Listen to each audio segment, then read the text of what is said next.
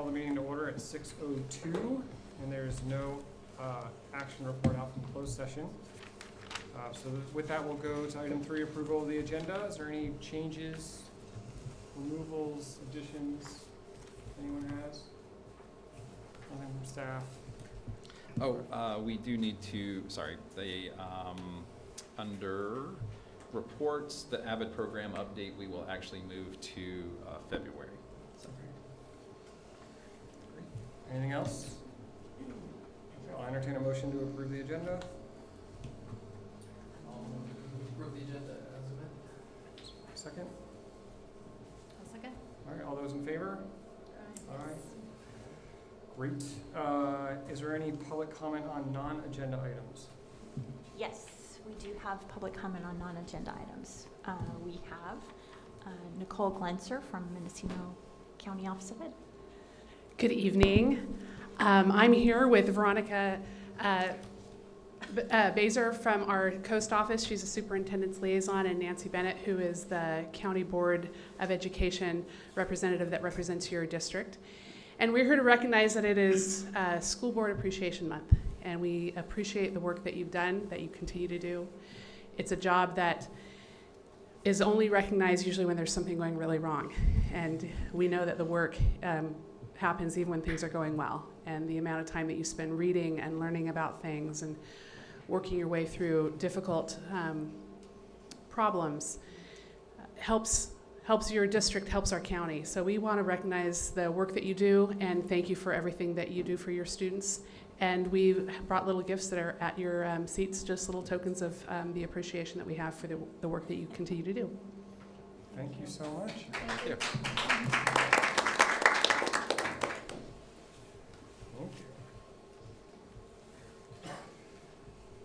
Okay, with that, move on to the next item, which is Board Member Appreciation Month recognition. Okay. Joe's got something too. And it won't be a broken record here, but we did have little gifts for you that actually are pretty, hopefully useful in your roles here, that are under the gifts from MCOE as well. We really do appreciate everything you do to support our students and our community. So thank you so very much. Thank you. All right. Feel appreciated. Thank you. Moving on to item 4, patriotic exercise. That's me. For this evening, it is a National Day of Mourning for Jimmy Carter. And I wanted to take a moment of silence not only to appreciate and acknowledge the leadership and guidance he provided the country during his time, but also for all of us in our own lives to take a moment for someone who have helped guide and lead us through our lives that may not be here anymore, or may he still be here. So I just want to take a moment of silence just to appreciate that.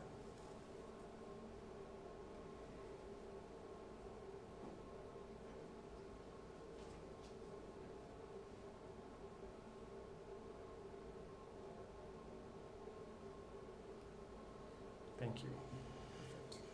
Perfect. Okay, moving on to number 5, acknowledgements. All right. Okay, that one doesn't want to work. Let me go over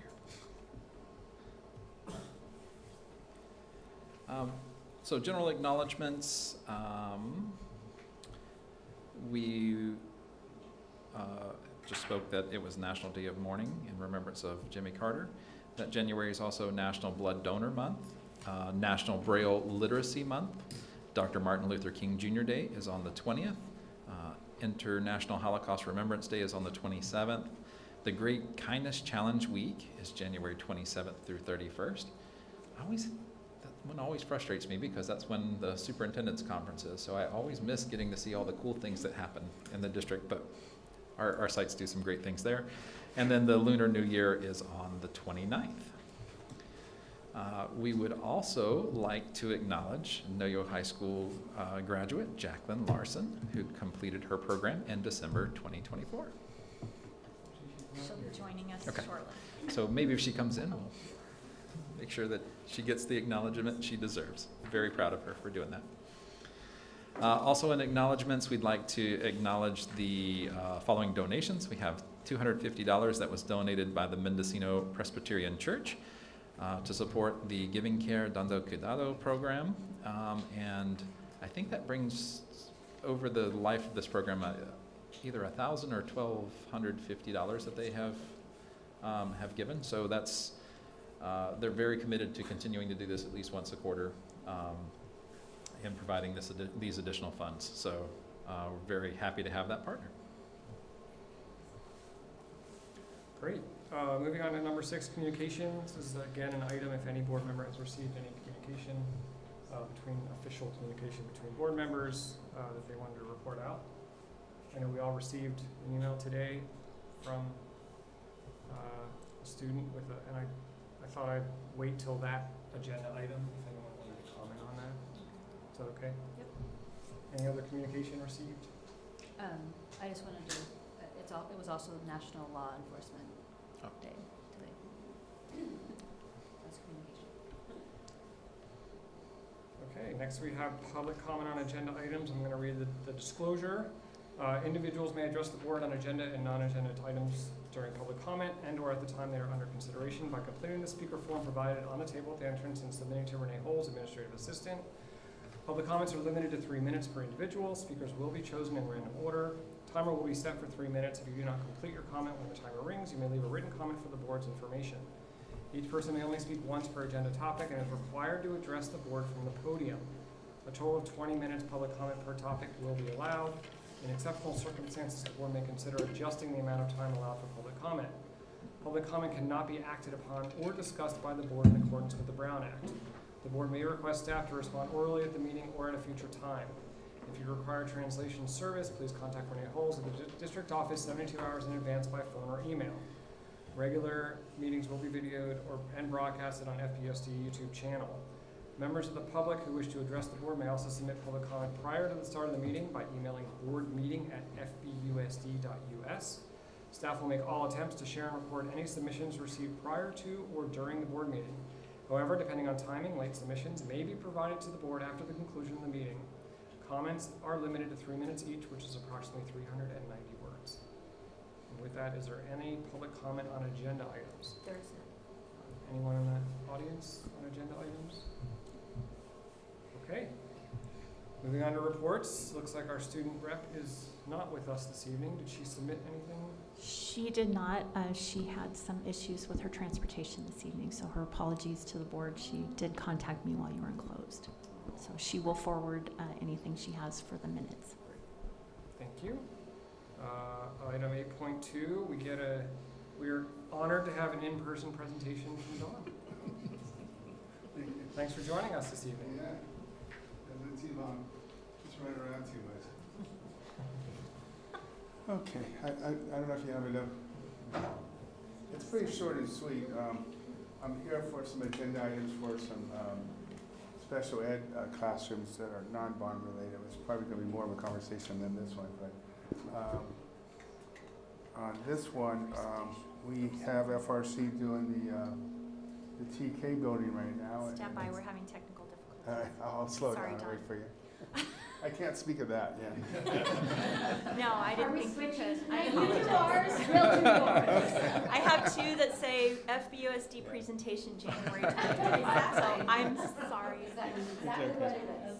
All right, so the first slide is basically just the financials. We do need to do a bond sale pretty soon to close that up, but from a financial point of view, nobody's concerned, and we're moving. Nobody's concerned, right, Jim? We've just We're finished the moving bond along just swimmingly on this. In fact, all the change orders to date have netted to be a credit rather than an expense, so we're going backwards in a good way. So maybe we'll go to the next slide. So where we are now, as you can see out there, I didn't get a chance to get photos because that last board meeting was pretty recent. They have enclosed or closed in the building, so it's watertight now. All that white stuff is a waterproofing membrane. So the walls are watertight now, and the roofing membrane's done too. They do still have some metal roofing to put on top of that, but it's dried in now, as they say, so they could start doing more finish work on the inside without the fear of it raining and ruining what they're doing on the inside. So we're at a good milestone right now with that. MEP is mechanical, electrical, plumbing. They're doing the rough end. Basically, getting all the pipes to where they need to go and the electrical needing to go. And actually, they're pretty far along on the rough end on that. And with weather permitting, which it looks like it's finally getting a little better, the actual siding that's gonna cover up that ugly white stuff is starting to go on. I think some of it's already on already. Yeah. And they've done fire sprinkler extension into the building and tested it, it's fine.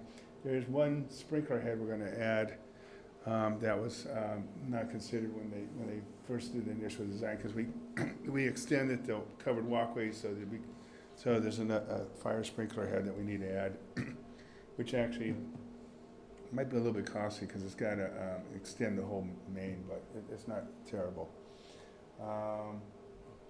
I guess that would have been under potential issues. Other than that, we don't have any other potential issues.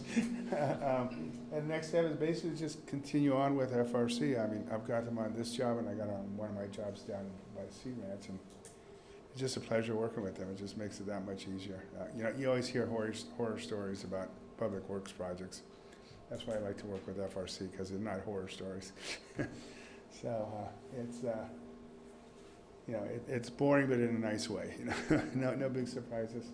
That's the schedule we've been carrying. The remaining portion of the admin, we were going to get in. We met that the covered walkway part of it. The entry got delayed a little bit, but essentially, we were able to wrap up that front end, the admin stuff, and get you guys moved in about 2 weeks ago. So hopefully they're enjoying the new space. The architects and engineers have gone through and punch lists, so we're pretty much wrapped up with that piece of it, and now they could concentrate on the new building, the TK building, which is anticipated to be done June of this year. And there's nothing to say that it's not going to happen that way. Like I said, this is a list of changes or cost change orders. As you can see, it's a credit because there's a number of contingencies that we had in there. We have to add a fire hydrant that the DSA imposed on us at the last minute. That was a cost, but all in all, most of the stuff that we backed out of the work turns out to be a negative change order. So that's where that is. This is not bond work, but it's going to come up on agenda, so maybe I'll speak of it a little bit. The district has been wanting to put in a special ed classroom in two of the other building facilities, Dana Gray Elementary School and Fort Bragg Middle School. And they enlisted FRC to do a design probably pushing a year ago.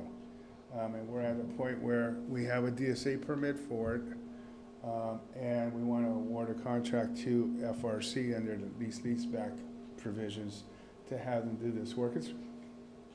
It's probably 2 months of work on each area. Our original plan was try to do them both at the same time, but they're having trouble getting subcontractors around here.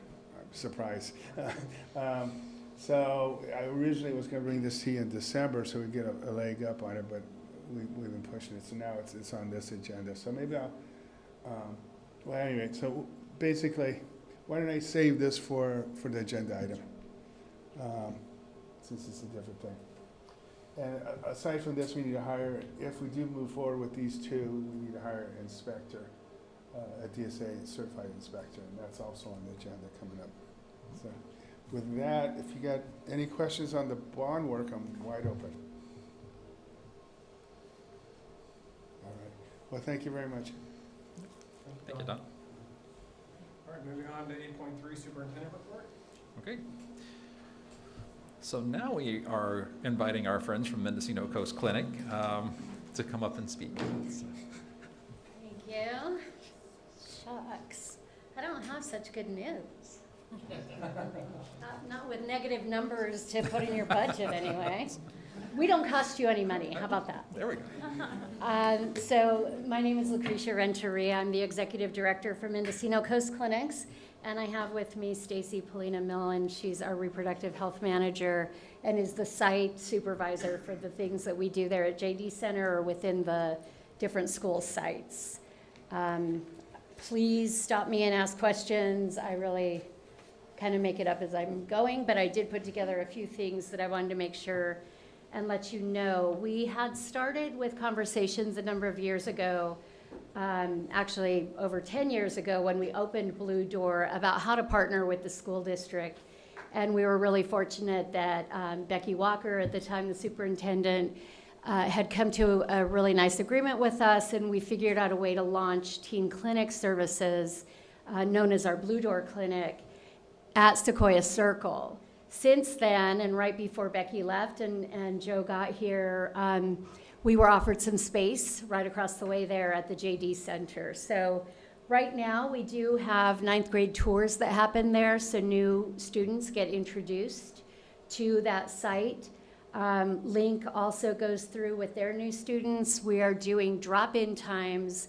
Usually early release Wednesdays is when our team is there. We have both behavioral health and reproductive health services offered there. Depression screening and therapy are available at the site. All of the services that we provide there by California law are allowed for by anyone to self-consent at 12 years old and above. So those are the types of services that we provide. Anything that requires parents' signature or consent, like an immunization or a physical or some other type of visit, has to be done with one of our other physical sites. We are looking at how we can further expand that if it is something that families and that students would be wanting, and the rest of that. We'll talk about that in a little bit. We've also had other activities and showcases. We had a DJ night, piano recital, just a few things. We partner a lot with Flockworks, who does assets with the school district, but then also shares some space in that JD Center building for us. And so we've been talking about a lot of different types of gatherings to bring kids in. One of the biggest reasons that Becky had been talking to us about having this, since the next slide, go ahead, is really to look at having some behavioral health services available for students and families, especially after our COVID isolation period, and just the items that we knew that were going to be so hard to come back from. For kids who hadn't been in classrooms for 3 years, or maybe ever if they were going into the 2nd grade when we opened schools again, right? And so just going through such an amazingly traumatic time for adults and kids, and seeing the grip that we lost on families because they weren't coming in for medical care, they were being schooled at home, and there were just no eyes on these families to know who was having any kind of insecurities or problem.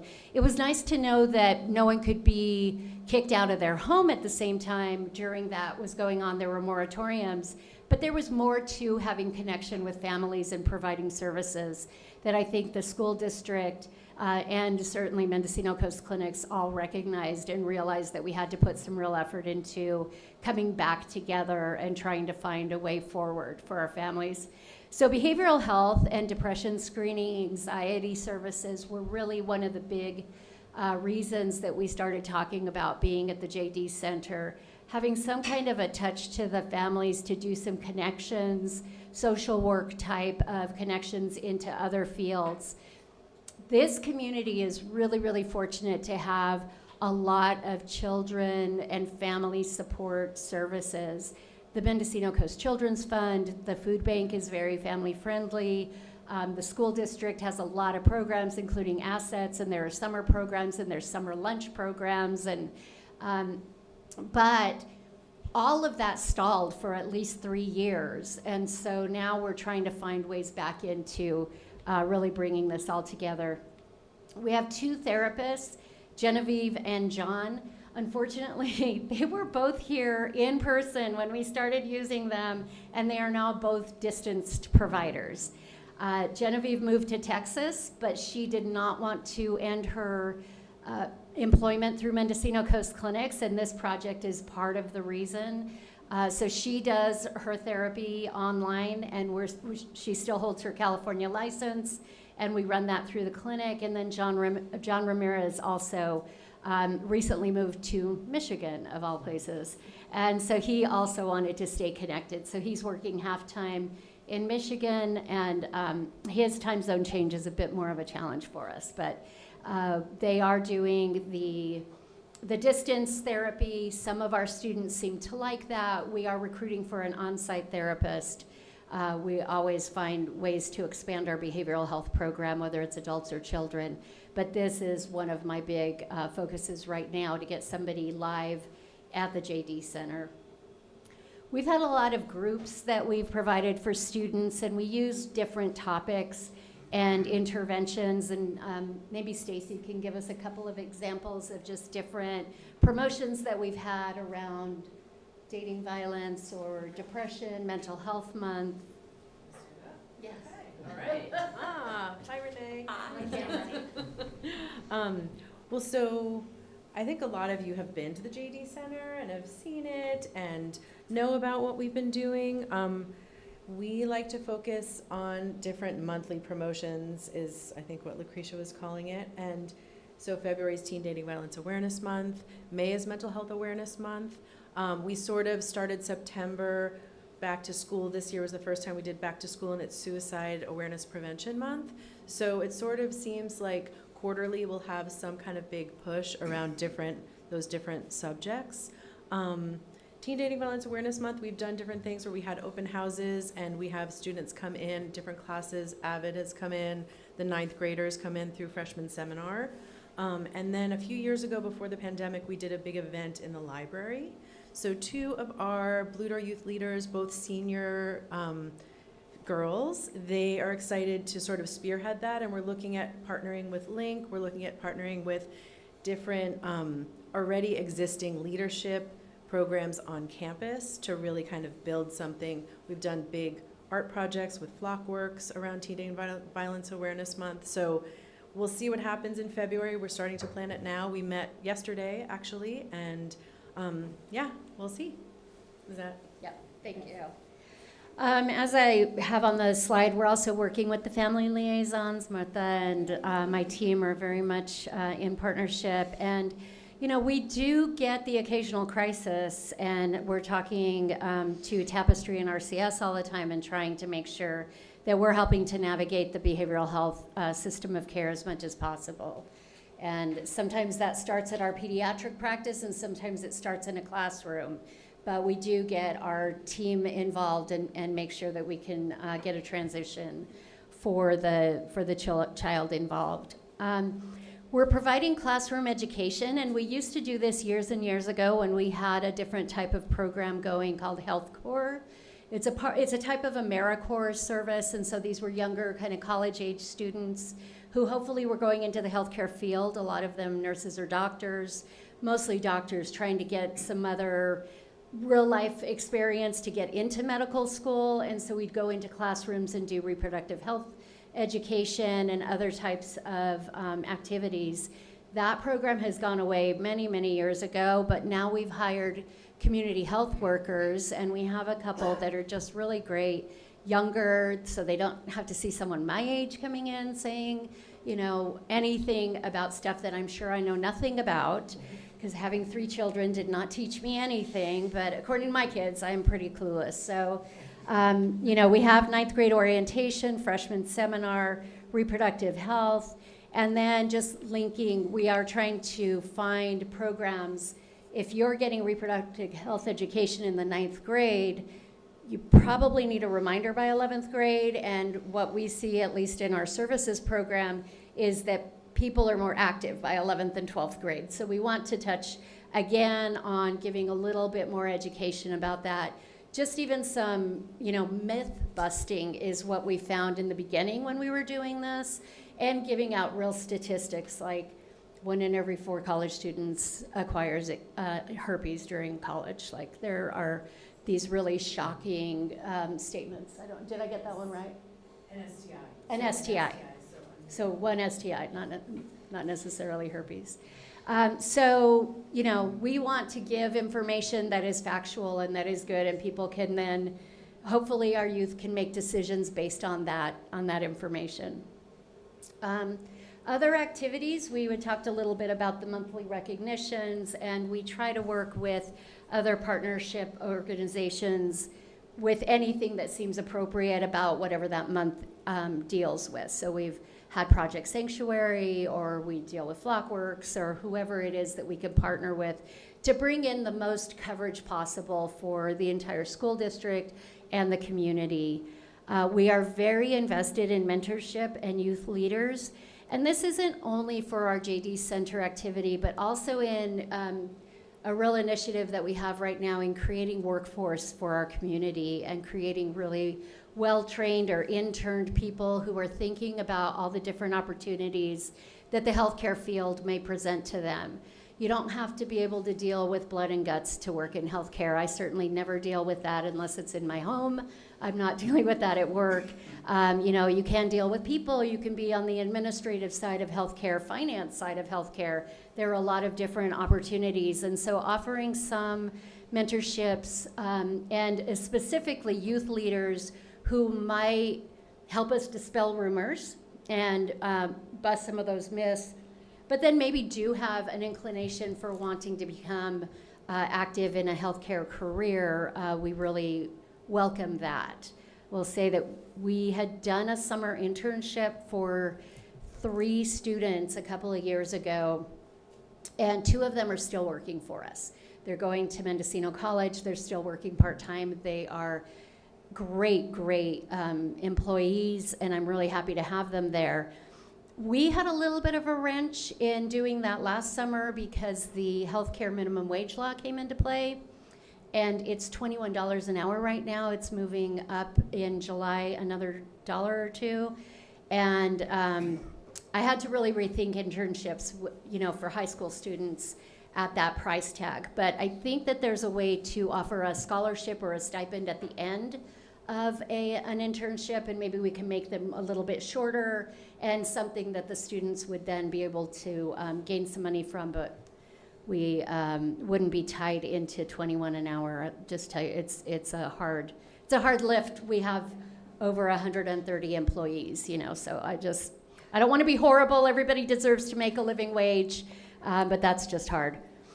But we do work also with other students from college, and if they're doing a thesis, we had somebody that got their master's in public health that had been working with Stacy, going through some of the stuff. So at all levels of education, we try to be as available as possible, including student rotations for FNPs and physician assistants.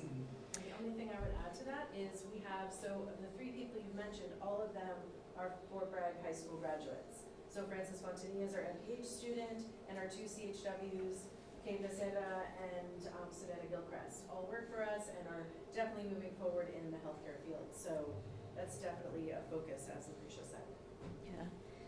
Yeah. I think I've mentioned before, we try to, recruit from the community, but we know that we need to give people options, and kids need to understand that working in healthcare doesn't mean becoming a nurse or a doctor. That's fabulous if they do. I also have hiring packets for that available in my car at any time, but that's not for everybody. Our after school or summer activities also we've talked about a little bit with Flockworks and other community groups. Francis Fontanilla right now, next slide, thank you, is working on a project that we're pretty excited about and looking at doing a specific student survey. We had a meeting with Joe not too long ago, and we're looking forward to putting that together. Our internships, we've started talking about doing some vaccine clinics, especially at the middle school. There are pinnacle times when the children in our community are asked to provide proof of vaccination. One of them is 7th grade, and so we can put something together where we can do a survey, we can get a permission slip, we can have a team go out there, and we can get all of that done with vaccines. And if the parents choose to be there, that's great, but we can get an advance permission slip also to be able to do that, as long as there were no adverse effects to any other injection that the student has had in the past. So there's a few moving parts to put together with that, but I think in the spring, you'll see a team of ours over at the middle school to offer some of those vaccines. Hopefully we increase our rate of compliance going into 7th grade vaccination at that point. Our teen leader training, both in mental health and then evidence-based interventions, that's really what we lean back on. There has been research done all across the nation on practices and programs that work and that can show results, and that's what we want to put in place. So we do have our program is sponsored by a grant. We got a 4-year grant to do depression screening in youth and advanced behavioral health interventions with youth. And so we have money to buy curriculums or to buy survey materials to pay people. That's how Savannah and Kate got their jobs as health workers. And we really lean heavily, Stacy and her team do a lot of research based on things that look like they actually have good outcomes reported. One of the big things that MCC does across the gamut, but we're now doing and meeting with Joe regularly about once a year to do, is a gap analysis. What else do we need to provide and where do we need to provide it? Are we at the right site? Are we providing the right service? And what is the new gap?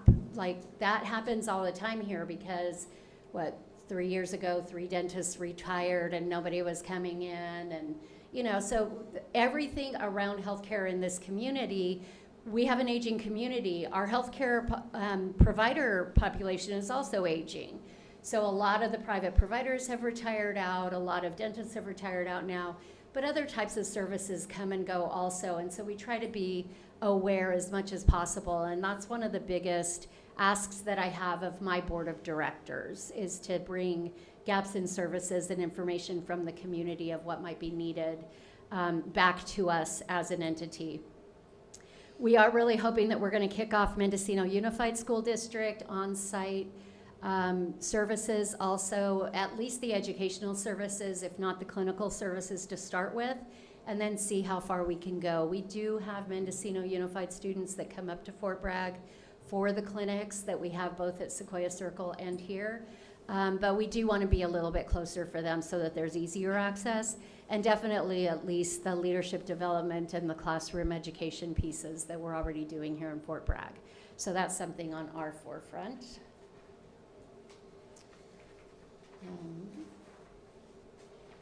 And I would just say, in general, our goals are that we access for gaps in care so that we can be responsive to community needs. We're called a safety net organization for a lot of reasons. We're a safety net for particular patient populations, but we're also a safety net to be looking at gaps in services in our communities for all people and trying to open that up. Whether you know or not, Mendocino Coast Clinics is open to anyone who has private insurance or has Medi-Cal or has no insurance whatsoever. So across the gamut, we try to make care accessible financially to anybody in any circumstance of life.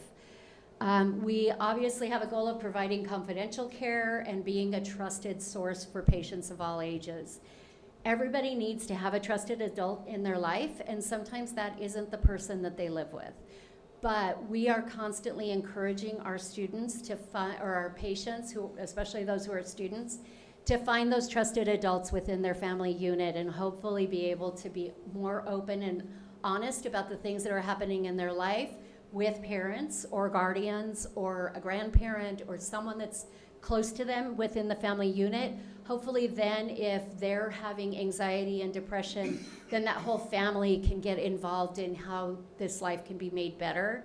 As I said in the beginning, services are provided to anyone 12 years and over through minor consent. That's the law of California, and we do follow that law. We make services available, but we always are looking for the opportunity for those students to have conversation at home and to have a trusted relationship. But sometimes we have to sub in as that in order to get that child the help that they need at the time that they need it. If that kid is coming forward and they're asking for assistance, we are going to be there for them. We staff with diversity because it's easier for someone to walk in and see familiar faces and then go into services and feel like they're less intimidating. I also graduated from Fort Bragg High many, many years ago, but I know what it's like to be part of a community for a really long time, and we want people to feel at ease. Now you have that against the confidentiality of services, right? So we always balance that of like, oh yeah, you can't go there because everybody knows everybody.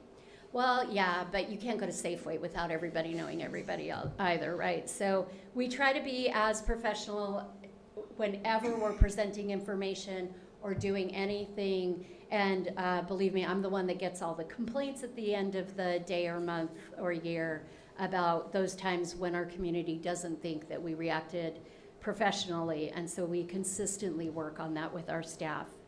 We've even changed any of our HIPAA training. We change our phrasing of it from HIPAA just in general to HIPAA in a small community, because it includes so many more details about what people assume you know by association with your employment at Mendocino Coast Clinics. You could be at a summer barbecue or a family reunion and say something about someone who's pregnant that you know not because you're working with us, but people are gonna make assumptions, right? So we try to make sure that our staff is really well versed in all of that. We plan on increasing our partnerships. Right now, we're really looking at how to work better with law enforcement, especially when it comes to the youth. Our chief is very interested in us having more substance use disorder programs for youth-based offenders. Alcohol in particular is something that he's really looking to us to help him with. And so we're looking into those programs that have proven effective. They're in short supply, I will just say openly and honestly about that, but we are looking at how to work with police department, with youth offenders. And we do already have a Suboxone program, which is for opioid dependency. And we have lowered our age to 16, so 16 and over can come in for Suboxone treatment. We have a very comprehensive treatment program. We have peer navigators. We have a group that people can participate in as both individuals and families. And we have therapy available for the individuals. Sometimes it's required, sometimes it's not. We have a contract that we sign with everyone who's in the program. And we have had a couple of 17-year-olds that have joined our program. And they have the same amount of success and loss out as the rest of our patient population, but our program is very comprehensive and really able to kind of hook people in. So we're hoping to expand that and then use any other evidence-based curriculum or program that we can in order to augment the rest of the services that we have. I don't know if anyone has any questions. Any questions? I just want to thank you for all the services you do provide. Just our equity training and all of looking at who we serve, do you have a concept of how many, I mean, you still always take new patients. Do you know how many are using regular services that have been in the community forever, or are they brand new to the community? Because I'm just wondering, like, for us as a school district, I don't really know we know who our people are, but we don't know how long they've been in the community. And I just wonder if that's part of your gap analysis to know maybe we need to put more effort in reaching out, because we have so many services here in town and we don't know who needs them. Right. But if we know there's a gap because there's people that don't know about us, you know, that's what I'm wondering, if you flip it the other way to know. Right. Yeah, so I think we could get that information. We track the number of unduplicated patients that we see every calendar year. We're at about 9,800, so individual people. Our service area goes from Westport to Elk, Inland to Comshie. So we've got somewhere between 20,000 25,000 people in the community that we serve, and we see almost 50% of them in some service that we provide. Could be only dental, could be only medical, and we have about a 35% overlap of people receiving more than one service. I have not looked recently. We had looked at one time because we had to see how many new patients we had to bring into the practice. I haven't looked recently at who is new as of the last year or who isn't. But we do try to track medical patients who are active within the last 3 years, and how many are assigned to a primary care provider, and then how many have been in, and what we would need to do for outreach for those others. Because we're also a managed care provider for Partnership Health Plan, we get enrollment lists sent to us, and some of those patients have never seen us, so we actively have to outreach to them to try to get them in within, I think the stipulation is 120 days, according to the managed care program, and to get them into a system. So we check to see if they're already patients of record. Maybe they're new to Medi-Cal, but not to MCC. And if they are, then that's fine. But if they are new patients to us, then we have an outreach packet that we send out. And I'd say we probably do 15 to 20 packets a month and trying to get people to come in. We do take patients all the time. Very rarely are we going to say that it's closed unless we have some kind of crisis within our staffing or something, pretty major is going on at our place. But I've guilted all of the providers into them knowing that we're a safety net and they can't say no more. So we'll see. We're actively recruiting more medical providers. I do want to say that like 1,000 times because we need permanent medical providers. We brought in one, he's been here for a year from Southern California, Nate Lane, in case anyone recognizes his name. He's a PA.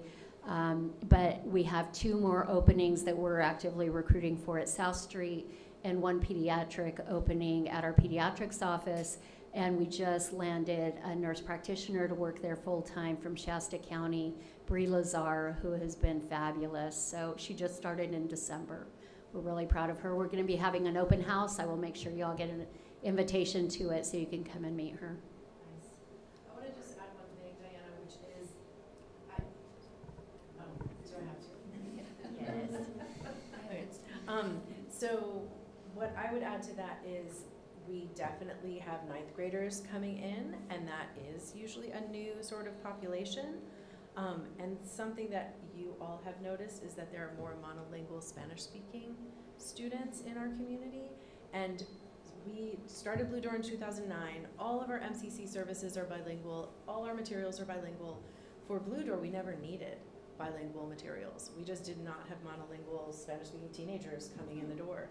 And now we do more so. I would say that has been a shift. And I think you guys are seeing that in the classroom as well. So I would say that's a new, population that we're serving. And then I would also say that through the family liaisons and our partnerships with them, I think that we really do have a lot of back and forth in terms of what services are available. I think that Marta and her team does an amazing job, shout out, and that we really kind of communicate with each other. And I think that's how a lot of families find out about our advocate services, so they can do application assistance for Medi-Cal. They can sign up for, different programs, not only our mental health and sexual and reproductive health services. So I think there's a lot of great communication. And something that I really learned from them is how many families have kids in 3 different schools. So it's not just up at the high school, they're also at Dana Gray. And anyway, so that's my addition. Thank you. Over the past year, also, one last thing I'll say about new populations is that we end up feeling some of them when it's family-based at our pediatric office, because they're coming in to get their physical, to get into school, or figure out bringing in the El Salvadoran immunization card and having us translate it into something that's looking like one that's done here in California. And so we end up seeing a lot of our refugee families or families that are coming from different places at pediatrics first. They come in for their kids so that they can get them into school. So that's one of the litmus tests that we have, and also started seeing older kids coming in. I think over the last year and a half, we have seen a definite increase in families arriving with school-age children, but not all tiny. And not just single men, which had been part of what the immigration pattern had looked like previously.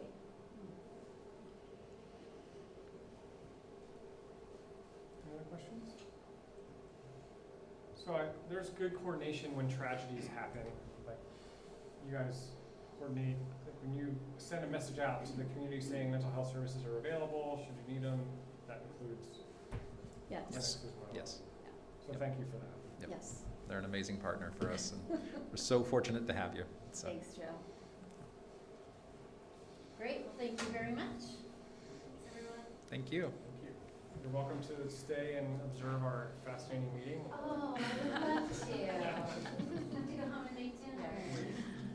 Thank you both for making time. Thank you so much. Take care. Okay, next is our. Oh, still, Go yep.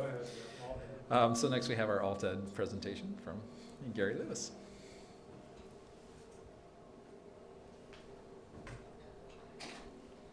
Evening, everybody. Gary Lewis, the principal of Fort Bragg Alternative Education Programs. Got a little loud there. So tonight I'm going to quickly kind of go through the data that I shared with you all in the board packet and just kind of give some context for where we're at during, basically midway through the year. Then I'll give you a few little highlights for what's been going on around ALTED, and then when I'm done speaking, I'm going to invite up, we are lucky enough to have one of our seniors here to talk a little bit about his experience since he came to us. Now, as we've got a couple of new members of the board, I thought I'd give a quick sort of background as to who we are and where we're at kind of thing and what we've been doing over the last few years. So Alternative Ed is actually 4 schools on one site. We have our Shelter Cove program, which is primarily grades 6 through 8. I say primarily because technically it can go lower, but it's very rare. Our Lighthouse program, again, primarily 9 and 10. It can go 11, 12, but just the way we're set up, it tends to be our 9, 10s. And then Noyo, which is sort of maybe the more familiar name for a lot of people, is our 11, 12th graders. And then in the evenings, we also have a coastal adult school, which is our 18 years old plus. They're sort of a whole separate entity, so I won't be discussing them tonight. They have their own funding model and everything else. So on our campus during the day, so for our 3-day programs, we have a max capacity of 68 students. Looks like I didn't finish that sentence, but our current enrollment is 51 as of today, I believe. Those numbers are actually a little old. We added a couple more students this week, but so Shelter Cove is a 1-room classroom. We can have 12 students in there. Lighthouse up to 16. We're currently at 14. Shelter Cove's at 9, and then Noyo is a 2-classroom program, and so we can take 40 students there, and we're currently at 27. So back in around 2020, we kind of, as a staff, were looking at how well we were doing, or maybe not doing so well in a lot of ways, and decided that we wanted to move away from kind of traditional ALTED, which used to be which was essentially a packet-based program. Kids would come in, credit deficient, they'd get packets, they turn them in, get credits. And it just didn't feel very inspiring. So we began to shift to what we refer to as a big picture learning model. And so Big Picture Learning is an international organization that works with schools on kind of reimagining ways to approach education. At its heart, it's an interest-driven program. Students kind of come at it from a perspective of what they want to achieve in their lives, what success looks like for them, and then we build their education program geared towards that. The focus is on skill acquisition rather than content acquisition, so we're looking at building those skill sets, and as much as possible we try to get students outside of the classroom and learning in environments that are maybe more, quote-unquote real world. And then just sort of it's a 3-step cycle that we go through at the beginning of each trimester. Students will create their individual plan that says this is what is important to me, this is what I need to learn, with some requirements and some things that maybe we ask them to do that they wouldn't do but are important. They spend some time working, and then at the end of that trimester they do a public display of their learning rather than, say, sitting finals, things like that. And then it's kind of rinse and repeat throughout school as they can develop and grow. And so that's us. And I'm going to talk a little bit about sort of where we're at this year, and I think the data I shared with you kind of backtracked to prior to the switch, just to kind of show, I think, what impact we've had over the last 3 years in doing this. So our student plan, or school plan for student achievement, we have 3 goals in there currently that are aligned with LCAP. Our first goal is to reduce chronic absenteeism by 5% a year. We have 4 metrics identified in the SIPSA for this: attendance, number of internships students are in, college classes that students taken, and graduation rates. So next up. Goal 2 is Improve graduation rate by 5% a year until we get to 90% or better. And again, we've got some metrics that are identified in the SIPSR, primarily credits issued and graduation rates. Our third and final goal currently is sort of a school culture type goal, and it's to reduce suspensions or to maintain under 6%. Just some historical background, a few years ago we did have quite a significant spike in suspension rates that kind of brought this to the forefront that we needed to address it, and so it's been something that we've been working on for the past few years. And our kind of metrics for measuring this currently are referral rates and suspension rates, with referral rates being students that are essentially referred to the office for discipline reasons, and then obviously suspension, where they're being removed from the class for a period of time. So, I'm not going to go through a lot of the data because it's shared ahead of time so that you have a chance to look at it. If you have any questions as I kind of go through, jump in and ask them at the time or save them to the end, whichever you prefer. But for goal 1, college and career readiness, this, remember, was the reduced chronic absenteeism. So there's no getting around it, right? Our chronic absenteeism rates are kind of ugly. They're high. Looking at the data, I think what you see, right, Shelter Cove, the younger students do a little better. I think that's not a surprise. They're younger, maybe parents have a little bit more ability to get them into school, right?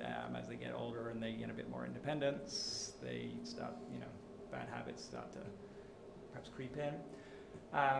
The good news, though, right, is at least this year we've seen some significant improvements. Both Shelter Cove and Lighthouse are about 15% down. Again, we're not through the full year yet, so that could change, but it's looking good right now. And when I look at the sort of the numbers from the start of the year, kind of on a monthly, they're holding pretty firm. So feeling good about that. Noyo has a slight improvement, about 3% currently, so a little bit better, but certainly not in the range of the other two. But our goal for the year was 5% improvement. So Shelter Cove, Lighthouse are more than on track. They're blowing past that target. Noyo not quite there, but within a range. All this data is for the first 83 days up until the break. So when we're talking about chronic absenteeism, that's a 90%, basically less than 90% attendance. So students that have missed 9 days essentially prior to the winter break would be considered chronically absent. That number is, that's the sort of state number, right? But it doesn't really tell you a lot because a student that's got 85% attendance and a student that's got 5% attendance are both chronically absent, right? So we also look at just the pure attendance, how they're doing. I should say, and hopefully this was clear earlier, I have not included data for the COVID years. It just feels like, it's not even apples to oranges. It's like apples to spaceships or something in terms of trying to compare. So we kind of have the pre-COVID, which is the pre-big picture, and then when we came back was when we started. So looking at general attendance, same again. So this is a little better, right?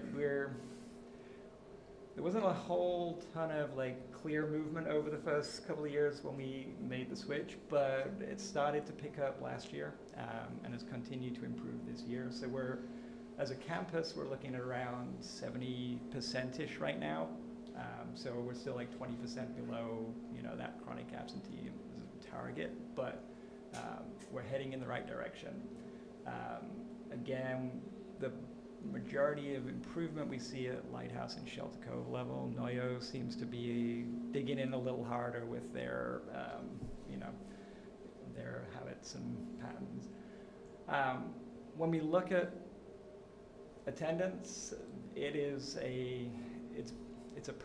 based on periods, right? So a student that comes in and misses first period, we got 5 periods, they make it in before, they're going to get 80% attendance for that day. And if we go to the next slide, so this is where I kind of wanted to break it down a little bit and try to dig in and see what's going on, and I think it's pretty clear that we've got a significant issue with first period, right? So across the board, that is where we struggle, but, you know, Lighthouse and, well, Noyo, you know, that's the biggest drop-off there, and, you know, and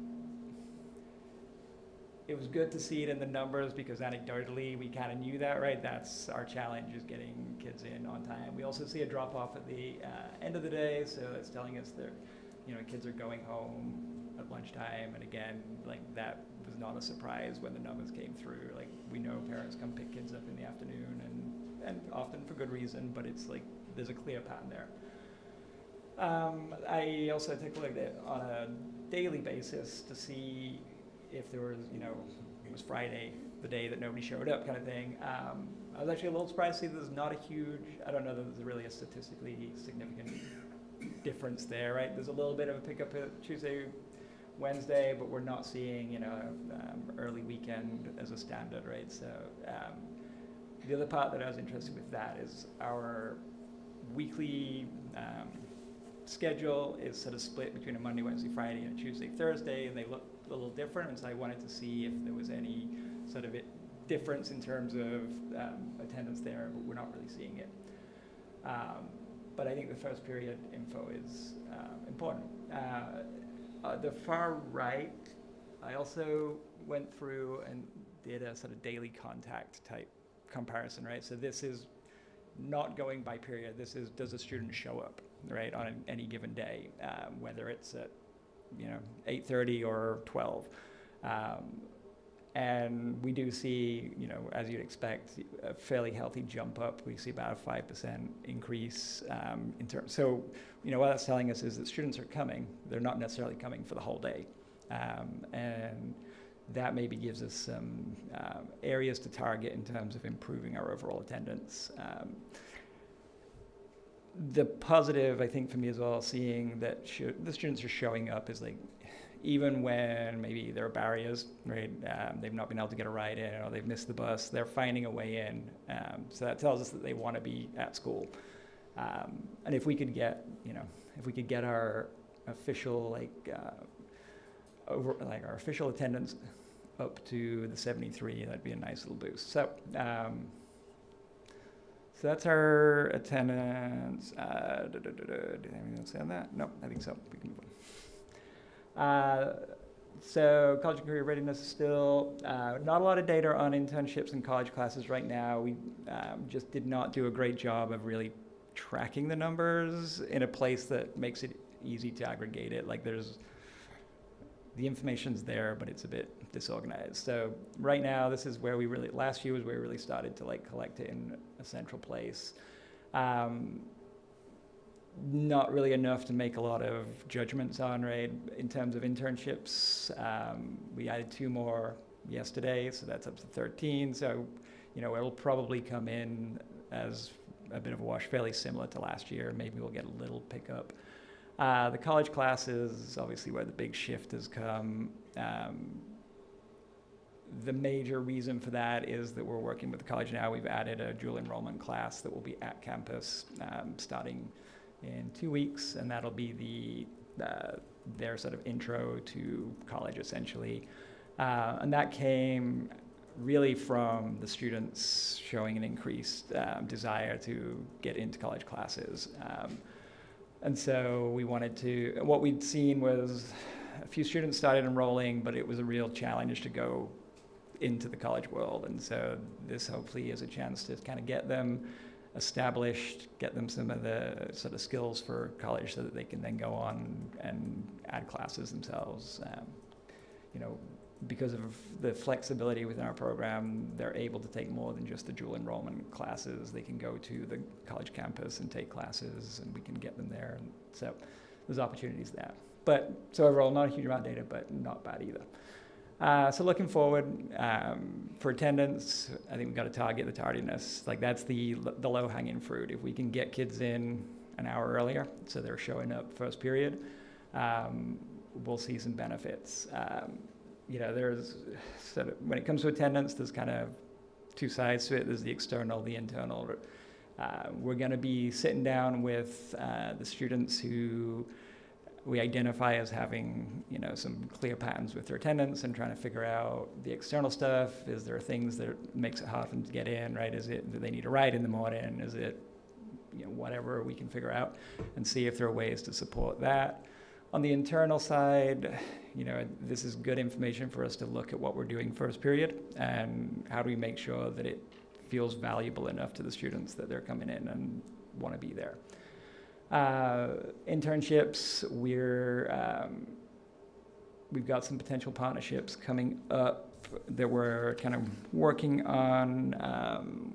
We've been talking with the North Bay Construction Corps about a possible sort of gateway apprenticeship program that would be for 12th graders. It'd actually be open to other 12th graders on the coast as well, but we'd be the kind of lead site for it. We're also talking with Workforce Development and MCOE about some funding opportunities to be able to start paying the students that are in internships. And that's moving along nicely. I'm hoping that will come through. And then because of the dual enrollment class, those students that are now college students can get college credit for their internships as well through the college's work program. So hopefully that will help sort of boost some of that, encourage that. And then, okay, goal 2. So goal 2 was our graduation rate. So this is our graduation rate pre and post. It's, again, not necessarily great reading, especially below the blue line where we see a pretty significant drop off in those first couple of years that we went big picture. We're still kind of trying to get our head around exactly what. Obviously, when you see a big drop off right out of COVID, the first question, right, is, did COVID have an impact on this? The answer is not sure yet. In terms of comparing to county and state stats, it's not matching a pattern that's seen elsewhere, but that doesn't necessarily rule out COVID. One theory is that students may have been coming to us with a much further behind than they would normally have been, and so bigger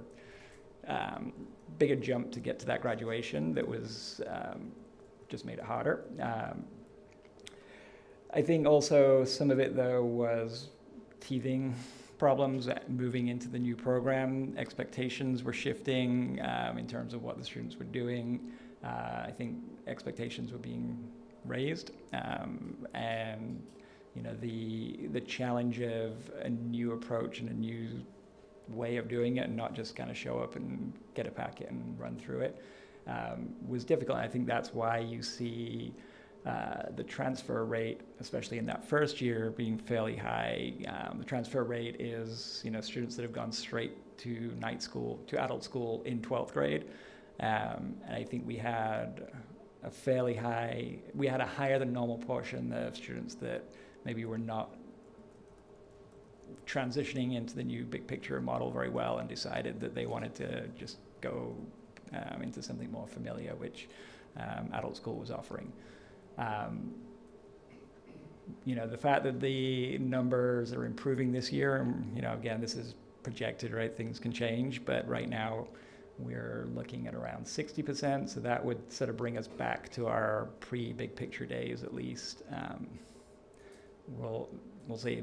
We got some more work to do on this, And so one thing we did identify is, I think, as part of that transition, because there's a lot of independents involved in the work that they're doing, I think that we had some blind spots where we weren't scaffolding and helping the students transition in quite as well as we could have done. And so we've been focusing this year on addressing that. We spent our November 1st PD day really trying to figure out how we can make sure that those students who are coming to us maybe without the skill set yet to really thrive in that independent role, to make sure that they get the support they need. And we're also kind of reviewing and looking at our assessment and credit issuance and making sure that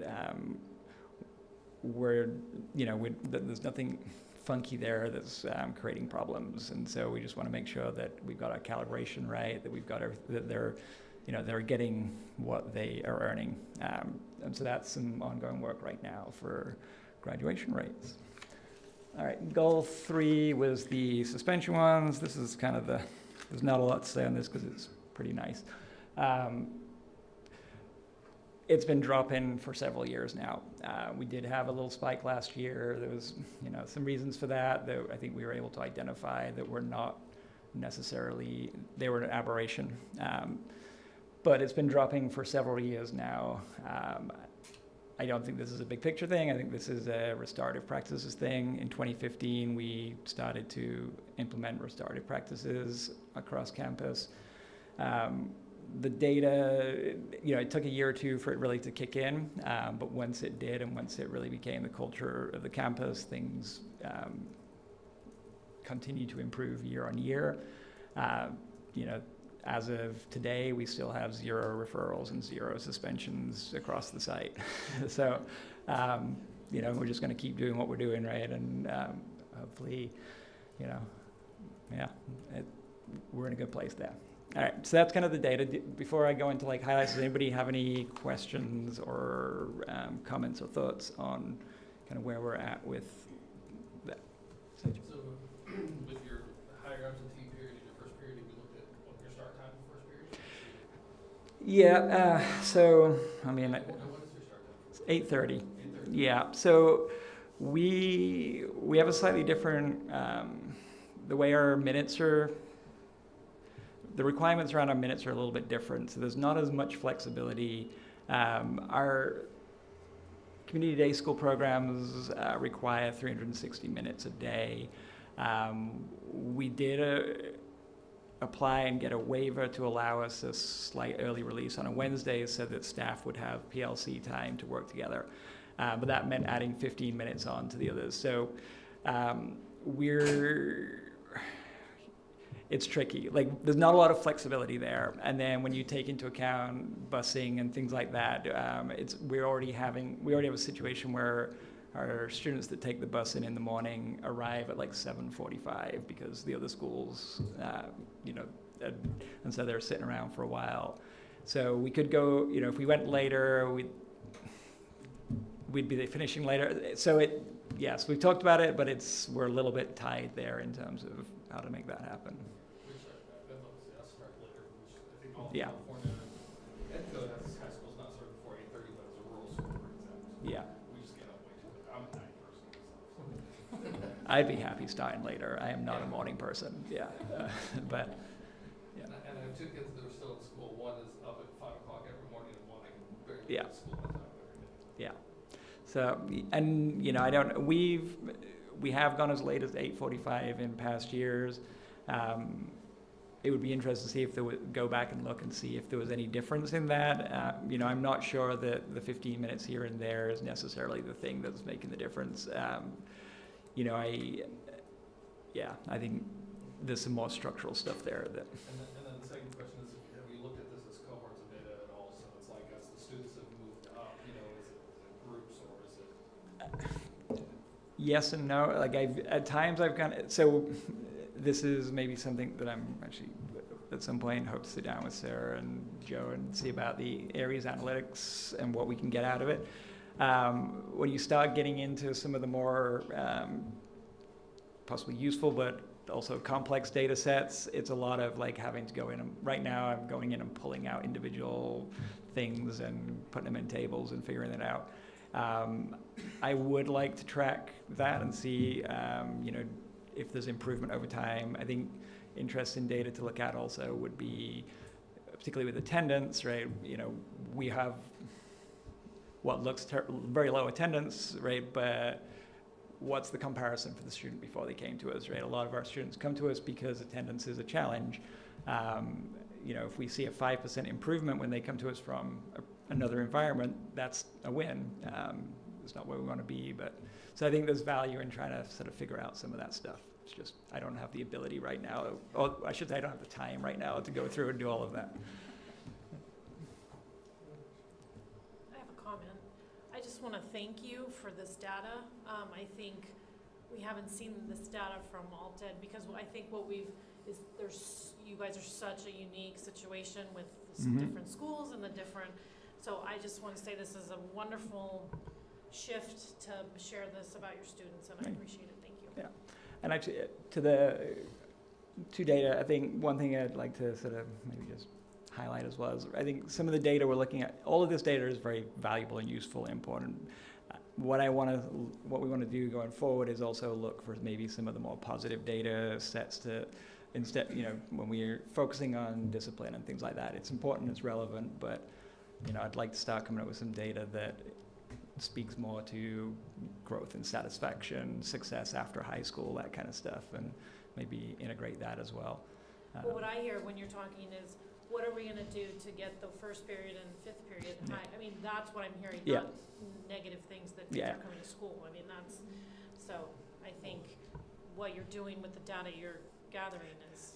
No, and it's Good. super valuable to be able to look at it and see it on paper, and, the staff at PLC yesterday, we spent the afternoon doing some data analysis and really just trying to look at it and figure out, how we can use this to improve and keep heading in the right direction. And 0 referrals, 0 suspensions is great. That's celebrated. That's data to be celebrated. So, Yeah, we're, it's and, halfway through the year, yes, but. Yeah. so- but I will say, I mean, I think on an anecdotal level, right, we get a lot of feedback about just the feel of the campus when people come on, right, that it feels calm, it feels positive.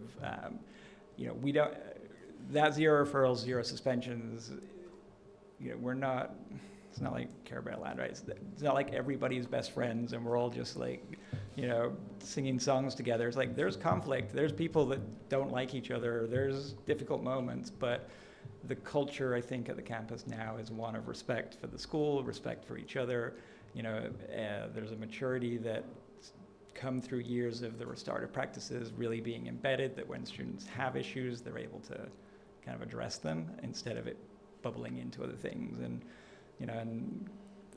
I'll be straight, students have told me, don't worry, if there's going to be a problem between me and so-and-so, it's going to be outside of school, right? And it's like, okay, I don't want that to be a problem, but I appreciate that you treat this space as something that you want to maintain a positive vibe on. And I should say, it's been a huge team effort, right? The things like referrals, suspensions, that reflects all of the staff, right? From the front office to the teachers, to everybody that's involved, the students for the way that they're handling conflicts and stresses. I think it also reflects well on Bruce and Tim and Laura and Aaron and the crews at Fort Bragg High in the middle school. We're seeing students that are coming to us in a better frame of mind than perhaps they've done in the past, and there's they're not coming in feeling upset about joining us. It's a more positive thing, and so this is like a family effort kind of thing where there's just a good feeling of positivity. I have a basic question. Yeah. Why do you break out 9, 10 grades and 11, 12 grades? Why are they 2 separate sites? So so Noyo is a continuation school, and legally that's an 11, 12. I think you can technically 10th at a certain age. It's an age thing, but essentially Noyo is an 11, 12 program. Lighthouse can be through 12, 9 through 12. It's a community day school. Way back when I first started there, the 3 schools were very, very separate. They were treated different. There was you knew that there were 3 schools there. One of the things that we really wanted to do was kind of integrate the schools, right, and have it be just this nice flow through the grades, and that everybody was in it together. And so kind of just the practical way of doing that was say, okay, we'll keep Lighthouse to 9, 10.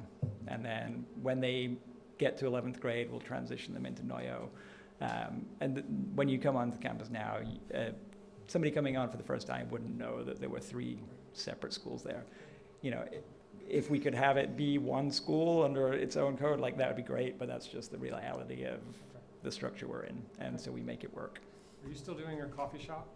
We, yes, but it was on a temporary break because the machine that we had was a a long-term loan that was then returned. So we're in the process of reacquiring a replacement. So, you know, the most important part of the coffee shop, the espresso is currently not on the menu, but so They always that's, offer free coffee before 8:30 for Yeah. people to show up, right? yeah. So, yeah. Taking coffee donations. But I'll let you know when it's back up. You're always welcome to come by. So anyway, so I'm just gonna take a couple minutes to run through a couple of the highlights, and then I will introduce our seniors. So this isn't got here. It's been, as I mentioned, we try to get off campus a whole lot.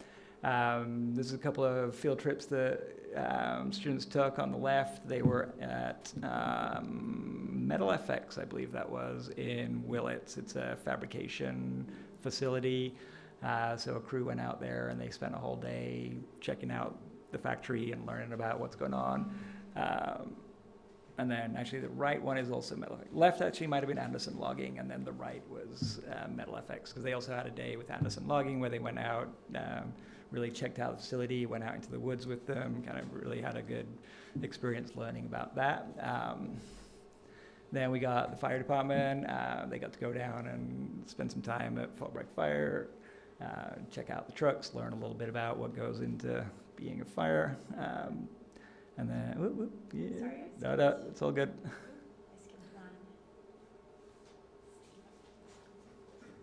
I think we had one more before that. Oh, where are we at? No. We got some Halloween stuff. We got, okay. Okay. Okay, this one. So, Mendocino College Day, we took everybody down for that. They had a good time learning about college stuff. Like I say, one of the interesting things, right, is that we've never consciously pushed the idea of college with the students. There was always just, this idea, they're going to be interested in all these other things. But over the last couple of years, there's just been this kind of organic shift where more and more students are coming in, what do I do to get into college? How do I do this? And so they all had a great day learning about the options that Mendocino College has. On the left there, Emily is showing, she was giving us a tour of the ceramics program, because she was in a ceramics class, and that's some of the work she was doing in that class. And Alexis there trying out all the equipment for the cow fire. They were having fun trying to see how quickly they could get dressed up. We've got our makerspace, so here we got a couple of students working on some projects. On the left, Trevor's building some stuff for our greenhouse. Our greenhouse is looking lovely. We got flowers already in there, and we're waiting for the tulips to come up so we can start decorating the classrooms, but it's looking good. There on the right, Tyson's the master builder. He was bringing the party. He built this massive speaker bike thing that he could cruise around and play the music. I'm kind of disappointed I don't have a photo of his latest creation. He's taken his bicycle and turned it into this kind of low rider hog thing that is ridiculous but awesome. Here we got a couple of design labs. They did a bike kitchen where they kind of took donated bikes and rebuilt them, and a lot of them then I think got to keep them. And they brought in their own bikes that were all beaten up and kind of refurbed them. On the right there, Eric partnered with Blue Zones to do a designing healthy living design lab. So they're doing some cooking there and kind of trying out some recipes. Halloween, we did a Halloween decorate the classroom competition, and everybody got dressed up and made their rooms look quite scary, and decorated things. That's one of the classrooms. They really went all in. Art stuff, so on the left there, a group of students made this sculpture of a heart for Dia de los Muertos, Day of the Dead, and it was on display down at the Larry Spring Gardens, and people were invited to write messages on flames for loved ones that had passed, and it was placed in the heart, and then there was a ceremonial burning of the heart and to kind of release. That's Sally and Natalie, Sally the artist and Natalie our front office person. And then there was also a show at the Headlands Cafe with student art. We got another one coming up in February at Cobalt. So if you're out on First Friday in February, check it out. There'll be student work up there.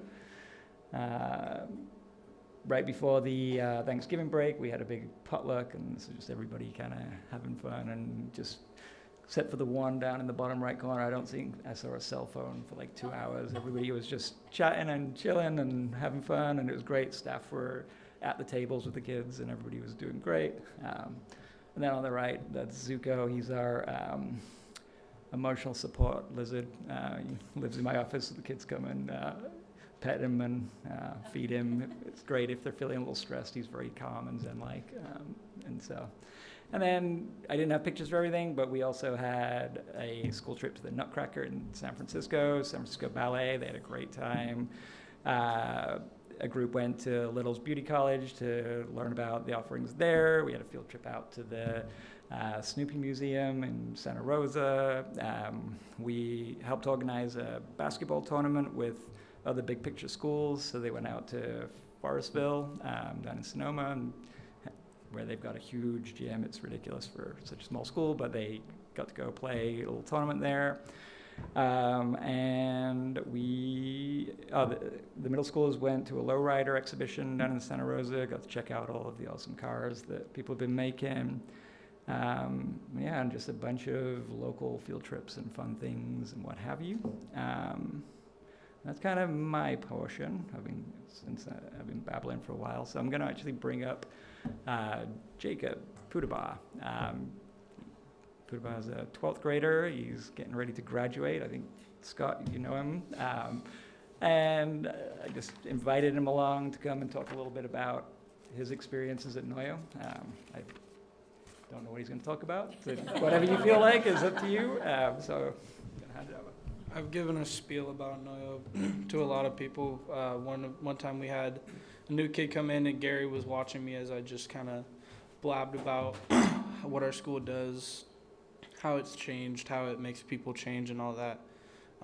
And first thing, I want to give a thanks to Gary and Noyo as a whole for helping me change as like a person and improving and help others improve and just like better mental stasis, better life, like improvements. I started at Noyo the beginning of my junior year. We still had our principal, Catherine, which did a lot for our school while she was there for the year. I was at the high school freshman and sophomore year, and it was all right. I got into Anchor, which Anchor was kind of like my first thought of Noyo. That's when I first heard of it. And sophomore and freshman year were like rocky. I didn't have very many friends, but also like talked to a lot of people. And then near the end of my sophomore year, I started to notice a downfall. It wasn't necessarily something wrong with the high school, but it was how I interacted with it. I didn't exactly like the classes. I didn't like the subjects and all that, and like having to be there at this time, otherwise you're disciplined super hard, or like not disciplined, maybe like put down in a way. And then I moved to, my mom always hated the thought of Noyo because it had such a not so great past, which is still looked at today as like what we are, and that's really not what we do. There hasn't been any fights, there hasn't been like drugs everywhere, there's not like what everybody thinks of Noyo, that's not what it is now. For the past 2 to 3 years, it's been a lot different. And so when I first started to hear Noyo changing, I started like pushing it to my mom, and I started to try and get meetings going. And once I finally got to Noyo, it was a lot of people that I had known from my past that I didn't see anymore, and I was kind of wondering where they all went. And then I showed up and just saw like a bunch of old friends. And so that was really nice to have a greeting face ready for me. When I first started at Noyo, we were over in the Dietrich Center because one of the classrooms were getting worked on. And then once I got back to the classroom, actually being on the campus, it's super comfortable. Like, you're not stressed about making it to the next class. You're not stressed about who you're going to see in the hallway, or like you're not trying to dodge past the principal. More than likely, you're friends with your principal. I love Gary. He's one of my favorite people there. I still wish I was in his classroom, but at the high school, I was skipping class, not making great decisions, doing everything under the sun, disobeying. I just didn't like the environment. And I got to Noyo, and I haven't skipped a day of school. I've been clean. I have been improving my life in every way possible. My mentality has changed. My respect for people has changed. And one of the best things that happened to me there was I met Damien, who was working at Noyo Harbor Inn, and he gave me the position. It was a day after school had gotten out for summer, and I got a text from Damien saying, "Hey, do you want to come train?" And I hadn't even filled out an application, nothing. I had previously filled out an application, but I was too scared to turn it into Noyo Harbor Inn because that place is very fancy. So I get a text and a call saying, "Hey, do you want to come train?" And on the spot, I'm on the clock working. And then now it's 7 months and like a week later that I've been consistent at Noyo Harbor Inn. I've only missed 4 days, and I love the place. And I would not be there if it weren't for Damien and Noyo and Gary. And with Noyo and Gary, I have a different type of work permit. I can work more hours. So when I first started working in Noyo Harbor Inn, it was summertime. I could work 5 days a week. I got to school thinking that Damien was working that 5 days a week, and turns out he was only working the weekends. So then I start working 5 days a week during school, and thanks to Gary's help, I'm actually able to make it through. I'm not going through the day trying to skip school for work or not showing up for school because of work. I still show up, and like he said, some kids will show up a little late. Sometimes I show up a little late, because I didn't get enough sleep the night before because the business was busy. And they don't belittle me for that. They actually say, "Hey, okay, so what can we do to start getting your day going, start getting you get stuff done?" And then all of a sudden I'm on track for my day. And just Noyo as a whole has done so much for me and all my friends around me, and it helps me do things for others. I am an only child, but I make a lot of family and siblings around me, and a lot of them are hurt people or healing people, and I've tried to get them into Noyo or use what I've learned from Noyo to try and help bring up their life. It's kind of an outgrowing experience. It's not just confined to the individual person. We're all a kind of community that helps each other. And I'm really proud to be part of this school, and I would much rather be over here than anywhere else. Thank you.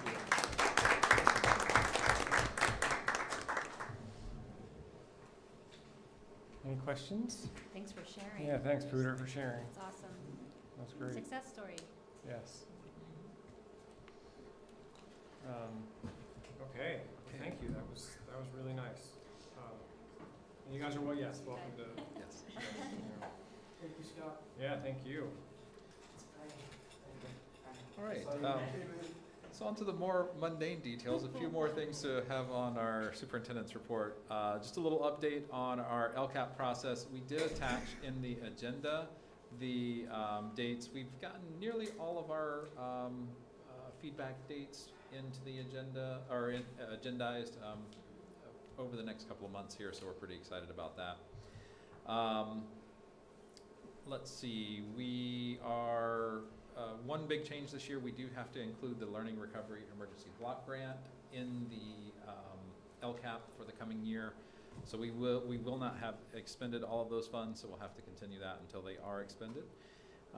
And then we will also be using the thought exchange tool to really help us get more authentic input as we're doing our surveys for those who can't come out. And we might actually use some of the thought exchange at some of the feedback meetings as well. So we should get some fun pieces there.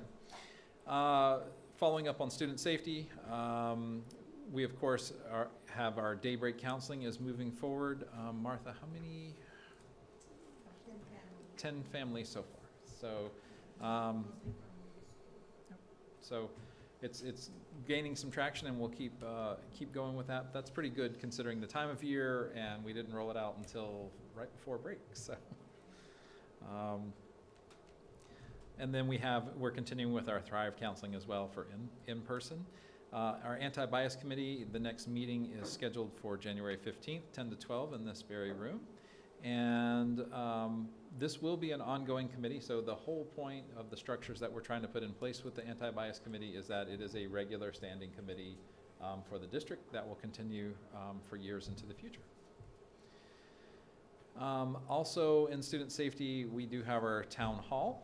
So the second town hall meeting is scheduled for January 15th, 5:30, Fort Bragg High School Library. And during that meeting, we'll talk about some of the progress that we had, look at some of the feedback we had from the table exercises. Mr. Anderson has recruited some students who can come be a part of some of the tables so that their feedback and their voices are heard and can sort of be a part of that conversation as we get some more input and feedback moving forward. One of the big questions I have is we have a lot of supports in place, but I don't always know that students know all of those and can access them in the time that they most need to. So how can we get that piece going for them? So I'm hoping to come out with some more answers in that situation. Our safety committee, our tech department is meeting with the company representatives from our phone software just to see. It has so many capabilities, so we just I think Ari has really gotten to the point where he understands the backside of his part of things, so that the time that they come out will be the most valuable, and we can actually make a lot of moves forward. Hopefully by June we'll have that system completely functioning so that we can roll it out for next school year, where even any of our employees can, if they choose to download the app on their cell phone, they could initiate a lockdown from their cell phone if they were out in the field and happen to see something, those kind of things, as well as having some active communication that way that will come through that. The updates that we push out and those sort of things that'll also come across our clocks and can also be displayed on any display surface if we get it all set up correctly. So there's some really neat opportunities, and it won't cost us any more than what we've already purchased the software. So it's just the development time for that. We'll also have a tabletop exercise with district office staff for safety with the police department. So they'll be coming in on Monday. So we'll, if you try to reach out to the district office, will be closed from about 2:15 through the end of that day. And if you would like to take part, I believe Captain O'Neill sent out so if you'll respond back to him, and he'll make sure to get you on the schedule if you'd like to come be an observer while we're in the pressure cooker here for a couple of hours. So, also looking at fiscal, we have the first budget committee meeting will be held on January 22nd from 1:30 to 3:30. We have identified some items that we can move to the learning to the Learning Recovery Emergency Block Grant, and also a pretty large item from Learning Recovery Emergency Block Grant to community schools and not affect any of the services that we have going on there. With those changes, it really decreases the number and scope of needed layoffs. However, we still need to have some layoffs for just to be fiscally prudent as we're moving forward. And we shall hear tomorrow, I suppose, about the remaining details from the governor's January budget proposal. We've heard kind of really high-level details. 2.43% COLA is currently what he is suggesting. And I just want to re-emphasize that level of COLA is slightly higher than what we used in the first interim, and really basically covers our increases in costs that happen year to year. It's not necessarily new money coming in. It's just as our employees gain more experience and move up the salary schedule, and as everything else under the sun gets more expensive, then that's meant to help offset that as well. Who's on your budget committee?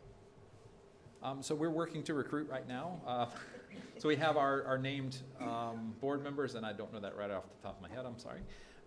But we also are reaching out to both of our units to make sure we get that, and then we'll reach out to our administrators to have that. And we will also advertise that out publicly. If anyone wants to attend the meeting, it'll be a public So committee that meeting was as a well. list it was listed on our assignment? Yes. Oh, Yep. Great. So, again, I don't remember who I that don't was. either, but- obviously. But it's Yeah. there, so we'll reach out to you tomorrow, I Yeah, promise. if we're on it, Renee, you'll let us know. I Yeah. sure will. And then finally, I just ran some, had Sarah run some student enrollment projections. The caveat here is that our TK and kindergarten numbers are just guesses at this point, because we just never know. Sometimes it's going to sit higher and sometimes lower. Hoping that we get a little high, maybe a little higher in kindergarten would be a nice problem to have, for sure.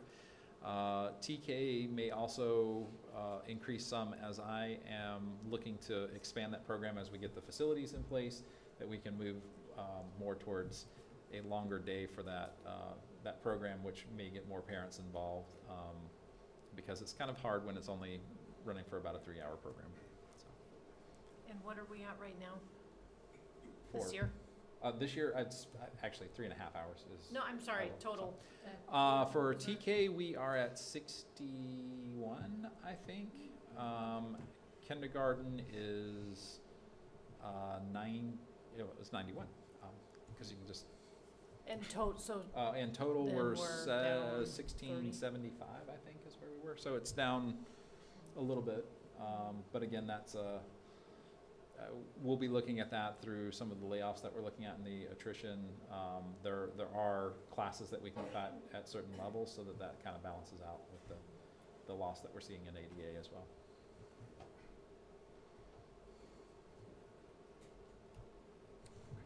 Okay. Any questions for Joe before we move on?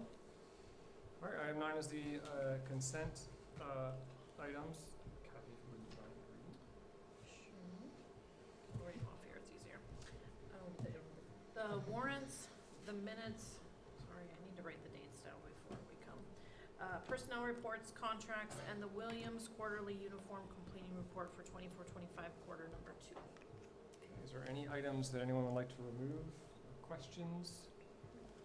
I did notice in the minutes that I did vote to adjourn the meeting as well. I don't know if that really matters, but my vote You didn't want get credit? recorded. All right, we can make that change. All right, make that amended minutes. Is there anything else for the consent?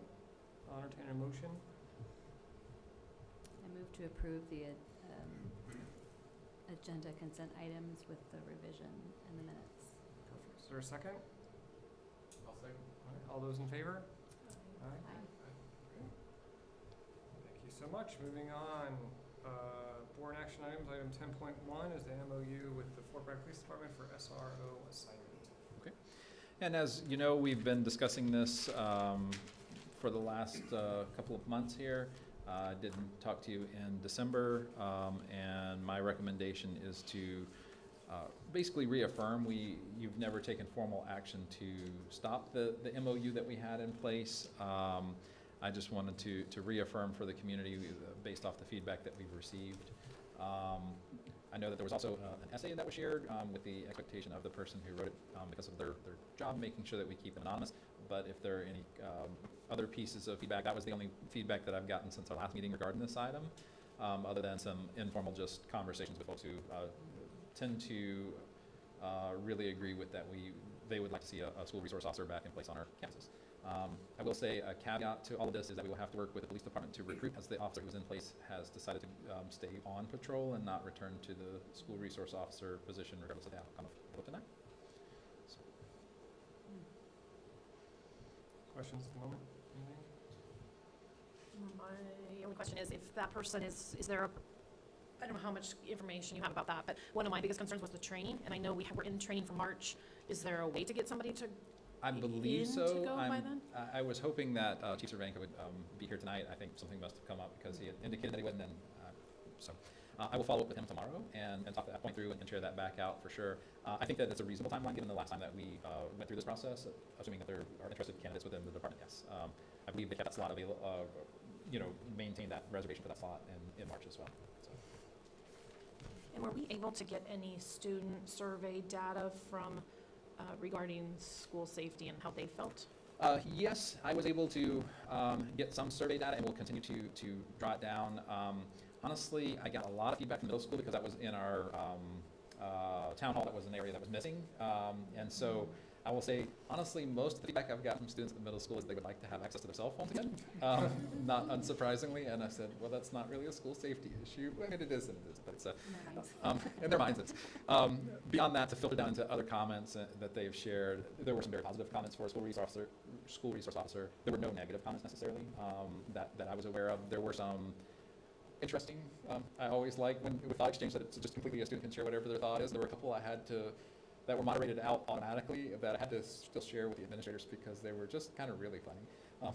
The minds of a student being frustrated that they wanted a nicer place to use the bathroom, and some other things that they shared. So, but all in all, in student safety, most of the recommendations were things that we're already working on. Make sure the students have access to quality mental health supports, those types of pieces of feedback. So I feel pretty confident that that we've continued to ask those questions and that we continue to have that feedback. And like I said, we will at the upcoming town hall have more student voice that's in the room so that we can always go back to students and say, how are we feeling about it? So. I just feel like we were really bombarded with adult opinions and what was claimed to be student opinions, but we never really heard from the students themselves. And I know that's a big ask to have them at a podium in a formal meeting, but as we move forward, and I know that I'm not sure what the title of the document that ADCO had put together with the more parameters on day-to-day things, what the SRO was called, but I hope as we keep moving through that we do continue to ask for the student feedback, because again, when I look back on what happened since September 30th forward, I just feel like I got, I don't know, I guess I got too tied up into those conversations, and it took me half a meeting or whatever before I realized it's like, I want to hear, I don't want to hear what adults like, I want to hear what it was like for those kids. So I just make sure we listen to them too. Absolutely. Well, that was just the rumor mill versus what actually happened. So I don't know if some people watched the board, and I thought the officer didn't handle himself very professionally, and it was, the only question was, in my mind was, if there hadn't been an officer there, how would they be handled? And moving forward, if we don't want an SRO, or if we don't want to, if we aren't going to spend this money, what other things would we do in its place? Would it be social workers? Would it be counselors? What's our opportunity cost here? And then, of course, if you said that this is a standing MOU that we haven't actually officially rescinded or anything like that, the only other thing that I noticed is that the city has the sole discretion of selection of officer, which I felt that it would be nice to have some input on that to make sure that we had. For sure. Yeah. And they did have our input on that process. Just the timing, it ended up being in June, so it was hard to kind of get a lot of staff. So it was really a table along with an officer and then a former school resource officer. Right.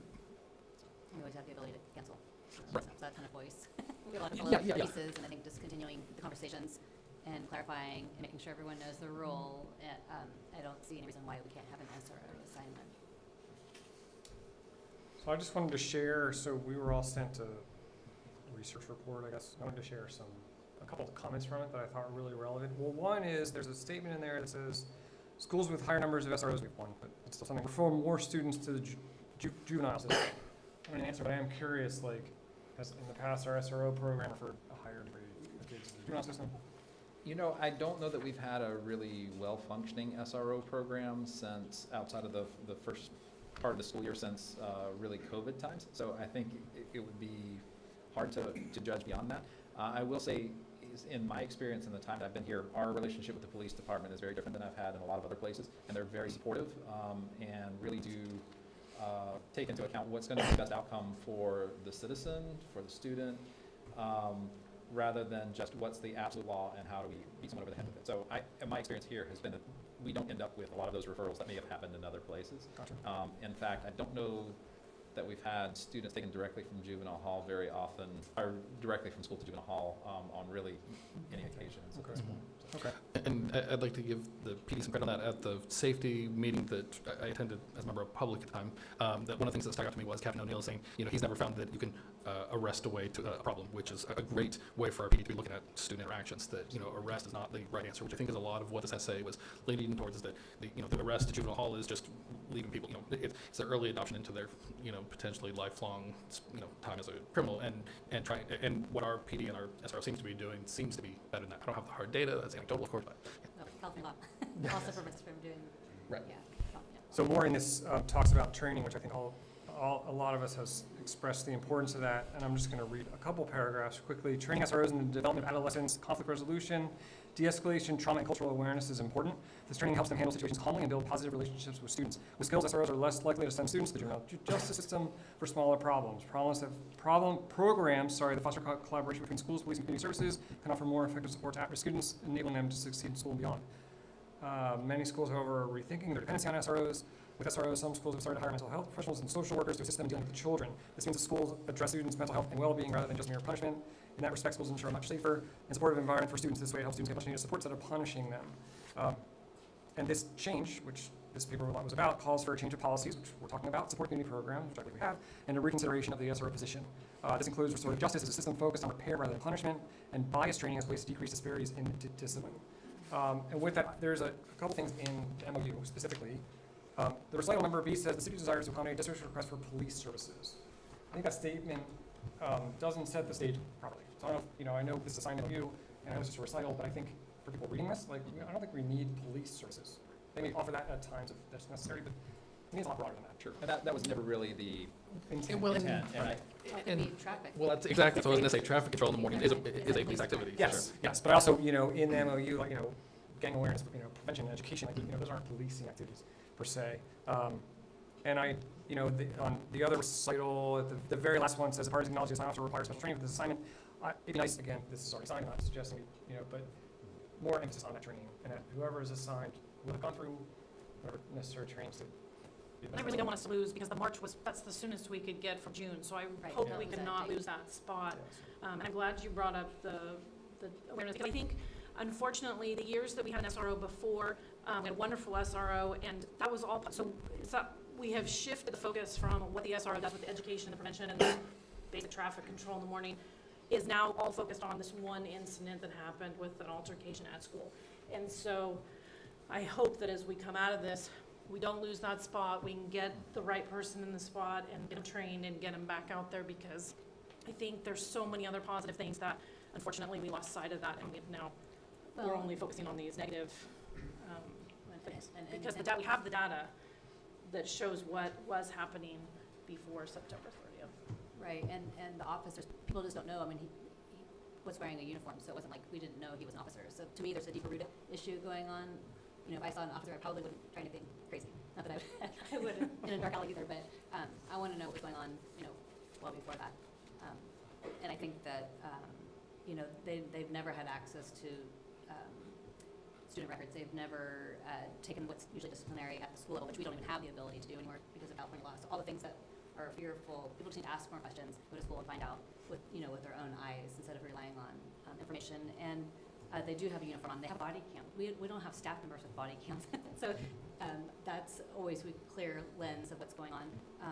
And they also, students, especially special needs, anyone that needs those extra supports, an officer may not know, but they are first responders. They have the skill set. There's always another adult in the room. These officers aren't with our kids by themselves, so we have to realize that as well. That there's a lot of things that we have control over, and if we communicate and we have the kids talk why there's a stigma with the officer on campus and talk through it. I would love to be able to talk to an officer every day, 'cause I always have questions. So it's something that's going to happen in everyone's lives continuously. We're not going to go to a town, especially if you don't know anyone. You better get a good rapport with your officers in town so that you don't. A big city would be a lot more scary. Well, and I think maybe we should flip that around a little bit with, it's not just about parents coming in and asking about what the SRO does. We should educate our parents and community about, here's why we want to have an SRO, here's the benefits and the good things that come from it. If there are good things that we should be sharing. Or adjust something that's not working. Absolutely. And the last meeting I also asked about, what else are our teachers, our teachers have product training, whether de-escalations, so that staff-wide. We have multiple campuses and one SRO that just, they may not always be there. So how much of our staff is trained in de-escalation and other things like that to, so we can get down to Alt-Ed and have zero. That'd be amazing. Right. Yeah, and I don't have the exact number, but we are looking to send 2 folks to become trainers for de-escalation training, so we can offer that more regularly through the year. So this was an action item for us. So unless there's no motion to do anything, Well, what action are we being asked to take here? So it was on as an action item in case the board wished to go the other way and to Cancel the MOU. MOU. Otherwise, it's just a affirmation at this point that. So inaction makes it. okay. Are there any motions anyone would like to make? Well, any public comment? Any, oh, sorry, thank you, Diana. Gosh, off my game tonight. Is there any public comment on this item? There is no public comment. Okay, anyone in the room? Okay. Anyone want to make a motion or anything? Okay. So we will move on to item 10.2, Memorandum of Understanding and Lease Agreement with Noyo Food Forest. So I apologize for, again, the tardiness of this hitting the packet. Again, it was this wonderful time of year that we've just come out of is so great, but everybody's spending time with their families. So writing resolutions and that sort of thing is not necessarily what's going on. So as you know, the Noyo Food Forest has been a really good partner working with us, getting the different greens and things like that that are used in our cafeteria, and we're really excited about continuing that. This lease agreement really just memorializes some of the things that we had already had in place, and it was just kind of going month to month for the last year and a half or so. So this memorializes that, also puts into place some of the insurance requirements that we need to have that were vetted by our lawyer and by our insurance carrier to ensure that the district is not placed at a liability by having them there. Any questions? Is there any public comment? No. So do we need to approve each thing separately? So I did get clarification. The resolution is not required. It's just if the board wished to approve the resolution, they could, because within it is a stipulation that minor changes that don't materially basically change the MOU. So if we just need to change times or minor things in that could just go through me instead of having to come back to the board. It's at the board's discretion either way.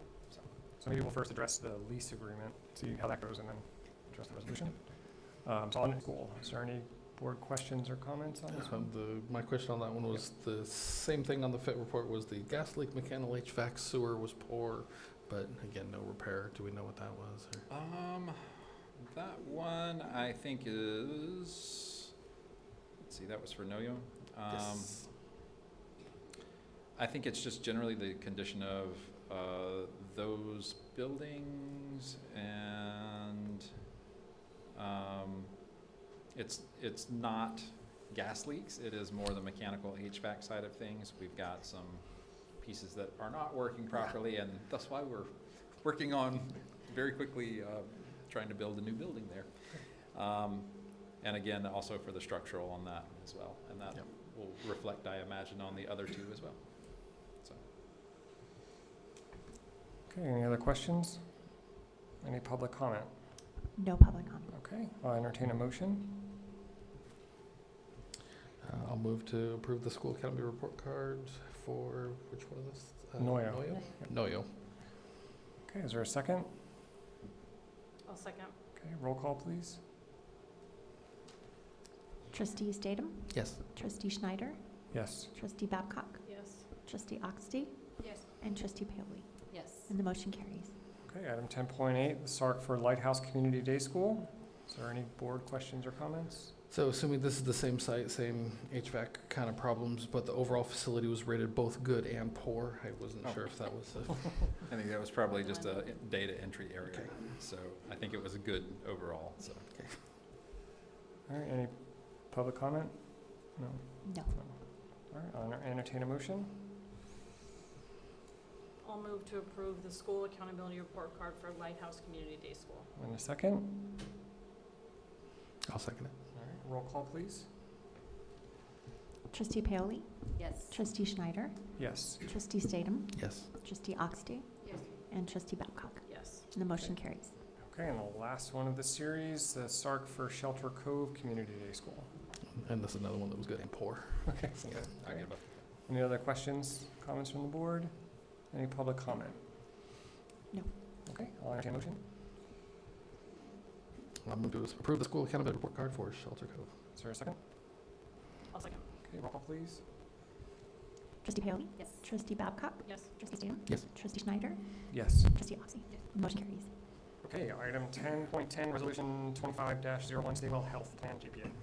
So this is, our district is part of the Stable GPA through our County Office of Education, and it's how we offer our medical benefits for our employees.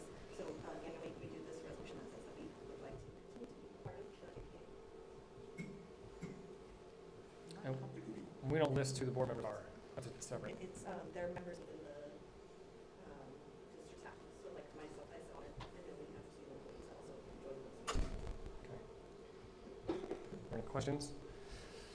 Any public comment? No. Okay, I'll entertain a motion. I'll make a motion to approve the resolution 2501, Stable Health and GMA. Is there a second? I'll second. Okay, roll call, please. Trustee Schneider? Yes. Trustee Paley? Yes. Trustee Staten? Yes. Trustee Oxley? Yes. And Trustee Babcock? Yes. And the motion carries. Okay, item 10.11, Resolution 25-02, Community Advisory Council Representative appointment. So the Community Advisory Council serves as a advisory council for our special education local plan area. So it's generally comprised of parents, adults with disabilities, staff who work with students with disabilities. So it just serves as a way to sort of take the policies that we may be creating in the policy council and saying, kind of how does that look and does that make sense? So and the policy council functions very much like the board does for the SELPA. And so this would just be an advisory committee that just is sort of almost a partners committee or something like that that shares that. And so we have not had someone appointed to that council for a while because it was very difficult to get over to Ukiah or wherever they were having the meetings. They have switched the formats where there can be virtual participation. And so we are really happy that Monica Kemper has agreed to be a part of that. My only question, if she can attend, then there's no language in here to say, you know, an alternative. Is that not necessary, really? It's not necessary. It's not a voting, just input? They have voting members, but that's not necessarily what we're naming. They would just attend and provide input, and then the voting members vote. Okay, so it's not going to reduce our ability to vote if she's not able to attend? Okay. Any other questions? Any public comment? No. Okay, I'll entertain a motion for Resolution 25-02. I'll move to approve Resolution 2502, and there's just one typo in the title, county, with that version. Oh, yes. And I would second that with the correct spelling. Okay, roll call, please. Trustee Staten? Yes. Trustee Oxley? Yep. Trustee Paoli? Yes. Trustee Schneider? Yes. Trustee Babcock? Yes. And the motion carries. Okay, item 10-12, Transportation Repair Request. This is kind of a gut punch to see how much an engine costs for a bus. So yes, it's the engine itself is around $45,000 with taxes and installation. It takes that total up to was it $62,339. So we have explored every other option. We've looked at what would it take to go to another state, buy a bus, drive back, and we're like, oh, carb compliance, and there's so many pieces that you have to go through for that. It's like it really wouldn't save us any money at that point. The bus chassis is actually in really good condition. So with this going in, it'll be like having a brand new bus as far as the engine is concerned. So we're excited about that piece. Otherwise, I would not come to you and ask to spend this amount of money on something, and it's still very hard for me to ask. One thing that I do want to add to that is we do receive some reimbursement from the state through our home to school transportation, and bus repair is a qualified expense that we receive reimbursement for. So of the $60,000, I anticipate that we'll receive about 60% back from the state. Well, that is good news, because I was going to ask, that's my question, is where is this coming from and what are we going to give up? Yeah. We have to have a non-electric bus, I get that, but I'm just wondering what, so the 40%, what are we going to have, where's that coming from? I mean, some of that will follow just within some of the maintenance that we'd already set aside there. And I think actually just about all come into the maintenance. And the nice part with our electric buses is they're requiring much less maintenance. So there will be some offset there. So Tires are maybe expensive. Tires are expensive. tires are expensive. We haven't gotten to that point just They're yet. fast little speed buses, you're going to go through tires. Yes. Heavy little speed buses. Yes. Yep. So so I anticipate that overall that we're not having to spend nearly as much in the actual engine compartment, so to speak, on the cost there. But what doesn't match up to me, I mean, it's much cheaper than a whole new bus, diesel, but, so the bus is from 2000, so it's 15 years old, the chassis only has 145,000, so the engine that blew up, how many miles did it have on it? So It was the original engine, so it was 100. That's it? Yeah, that's it. It was an interesting situation I where think those should go 300,000 or more. it absolutely should have a valve What can we broke down. change that we don't? Yeah, it was a valve breakdown in this. It threw a valve seat into the turbo, which then it sent it Yes. everywhere. Oh, okay, so that was in that class, so you didn't catch it before? Right. To do the kit? Yep. Okay. And it So wasn't a lack of maintenance or something else like that, Well, so it doesn't happen? it was kind of an unusual just, Because the diesel trucks are doing that, but yeah, I want to make sure this new diesel is, I guess it doesn't have an issue. that's what we're hoping. And I know in speaking with the folks at Fort Bragg Diesel that they're going to take a look and make sure to go through the head before they put the engine in to make sure the valves are seated properly and Right. that kind of thing in the new engine Because that comes is, in as well. that is not good. It's That should go a lot more. And that's the regular labor rate, seems high for, Yeah, that's the It's the an going rate. estimate, so. No, For are you the talking about amount. the 210? yeah. That's- Yep, that's a pretty My son's truck's there a lot. Maybe diesel more Yeah, it's expensive. not the Diesel, lowest in yeah. town, it's not the highest either. Yeah, It's not the lowest, not the highest. Yeah, it's a pretty reasonable rate. I just, my Cheaper than- regular mechanics are like 150 range. Yeah. Maybe that was why I haven't used a mechanic in a while. Okay, Knock on any other questions or comments on this? Is there any public comment? No. All right, I'll entertain a motion. I move to approve the transportation repair request. Is there a second? No, second. Roll call. Trustee Babcock? Yes. Trustee Statham? Yes. Trustee Schneider? Yes. Trustee Oxley? Yes. And Trustee Paoli? Yes. And the motion carries. Okay, item 10.13, contract for DSA Inspector of Record for DSA projects 01-121-844 and 01-121-845. And so we're bringing this back from last month, and Don, you're welcome to join me to. We need 13 first, right? Or is that part of it? That's part of it as Okay, well. Yes. gotcha. Sorry, they're kind of They're all labeled the same. together. Yeah. 13, 14, 15. Yep. Before the next two items. Oh. We need a vote to hire a DSA inspector. So if you don't need to, we could back this out. But in short,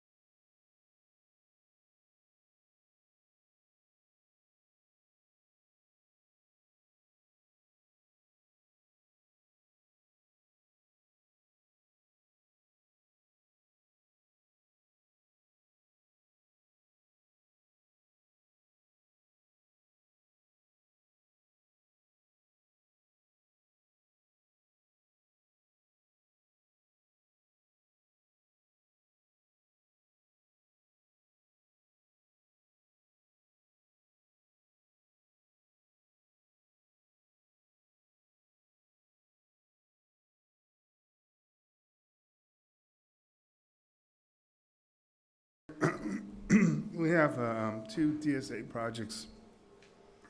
Sorry. One is to do a special ed classroom at Dana Gray, and another one to do a special ed classroom at Fort Bragg Middle School. And they both require a DSA inspector. The way DSA inspectors they're independent contractors that are certified with DSA. And up until recent, there was only one DSA inspector on the coast, who's the inspector for the current project. So it was really slim pickings on getting choices. I always try to get more than one proposal. This particular job is a DSA 3. They have a DSA 1 inspector, which is like any building, any place. It's rare that we need a DSA 1 out in this rural area. A DSA 2 can do buildings like we're doing right now. And a DSA 3 is one that could do modular classrooms or remodels like these two. So it's a more of a beginner inspector than the other one. I reached out to technically 3, but probably 4 inspectors. I work with 2 inspectors all the time. They're starting to wind down. One's out of Potter Valley. He's a DSA 2, and I have an inspector in Ukiah. That's a DSA 1, actually, but he does a lot of work with me. They're both threatening to retire. I asked them both, can you give me a proposal to do this? No, I'm not coming out to the coast. But I needed to ask because I don't like to come in and say I only got one choice, which may be the case when we get to alt ed. But in this case, we have a new inspector on the coast from some encouragement from myself and one of the inspectors that is threatening retirement. So the 2 DSA inspectors you have on the coast right now is Chris McKay. He's a DSA 2. He's out of Point Arena. He's been doing a great job here for this project. The new-ish DSA inspector, which I have on a job or two, and he's doing some jobs inland because that's where the work is right now, is Wind Spirit He's out of Mendocino. He got his DSA inspection credentials maybe 8 months ago with some encouragement from myself and Philip. So I asked both Chris McKay for a proposal, and I asked Wind Spirit for a proposal as well. And that's what you have in front of you, because the other two declined to give me a proposal. Chris McKay's proposal, and the other thing I need to put a premise on is back in December when this was going to go forward, the premise was we were going to do them both simultaneously. So both the proposals are kind of geared towards that. But in reality, now that we're this further down, they're probably going to occur not simultaneously. So Chris McKay's proposal is $7,500 for each project, which is $15,000. He tends to bill on a flat rate for a weekly. And then the other proposal from Wind Spirit is one proposal for both projects, and he gave a range of $11,000 to $14,000. Given that it's not going to be simultaneously, I'd kind of lean that it would probably be more towards the upper end than the lower end. So from a dollar point of view, they're pretty comparable. But from my perspective, I'm trying to encourage more options on the coast. And for somebody to become a DSA 2, they need enough experience, like 2 years, to be a DSA 2. So like when I come back for alt ed, I'm probably going to have one choice for you. Whereas this case, at least I asked for and I got 2 proposals for you. So presuming that you're going to go forward with the next 2 agenda items, the action would be to hire one or the other or none as the inspector for those projects. And my recommendation is that we move forward with Wind and Sea Enterprises, just because they're the lowest responsive bid, and that's a fiduciary responsibility we have. And that individual prepares taxes, so it's not new, paperwork reviewing is not new. But, and there's so when they do this bid, they know it's a DSA 3 project review? Yeah, Obviously, when the it's not job gets, spelled out. when the It'd job be- gets approved by DSA, they assign what level of inspector you need to have. And these two, the level is a DSA 3 or better. Okay.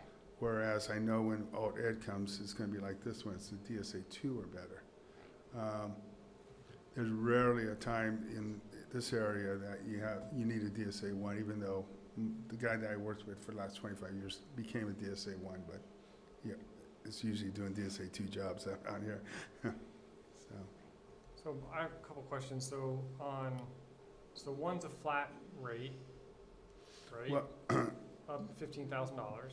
yeah, The other one could go, he tends to bill hourly, true hours. So But, he's okay. saying it's going to be 11 to but 14,000. he says each round trip, and he's in Albion, each round trip site visit will be billed a minimum of 4 hours. So if he has to run up there for 20 minutes and look at something, he charges 4 hours. That's pretty typical, if not more. Yeah.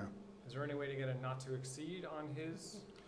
Um, Because being responsible money-wise, you Yeah. know. Yeah, I can request that.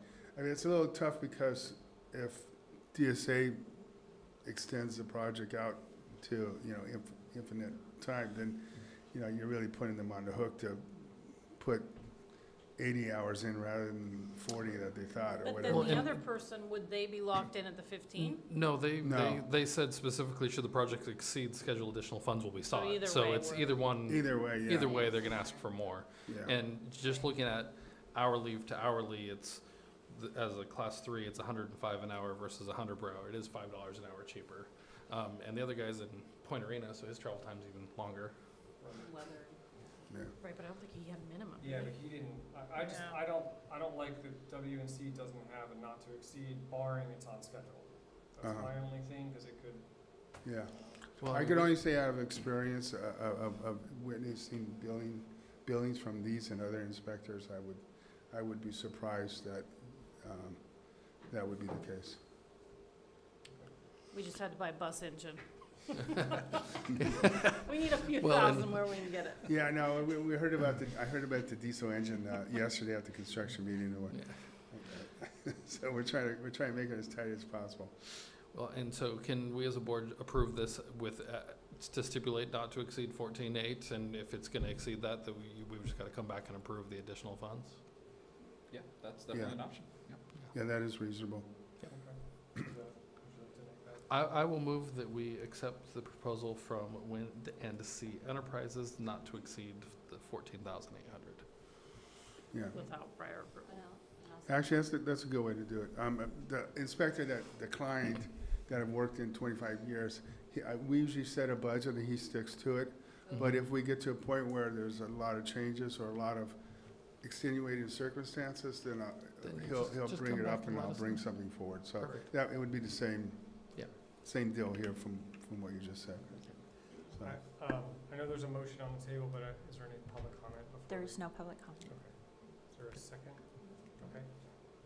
So, roll call, please. Trustee Schneider, Yes. trustee Statham, Yes. trustee Paoli, Yes. trustee Oxty, Yes. and trustee Babcock. Yes. And the motion carries. Okay, so moving on, 10-14, guaranteed maximum price contract for DSA project 01121844. Okay. Oh, there it is, right in front. Okay. This is, the first one, I believe, is Dana Gray. It is. Yeah. Would like to start that one as soon as possible. That involves, basically, you're taking a classroom and you're carving it up into restroom, student kitchen, office, the support facility that you need for a special ed classroom, and then the adjacent classroom is the actual classroom. We asked FRC, we're planning on trying to do this, or doing this through GMP rather than going out to open bid. And so they advertise and do the kind of public notice for subcontractors like we do if it was a bid job. And it came out at 638. They're still trying to do a bit better, but that project we need to get started on now. I mean, it's vacant right now, we want to move forward, so that guarantee maximum price is probably close to where it is, although even as close as yesterday, they're trying to find subcontractors that can come up here and are willing to do it for cheaper. So this is truly a guarantee maximum price. We haven't given up getting it cheaper, but the advantage of lease back is you have more control of the general contractor, which we've seen a real positive outcome of that.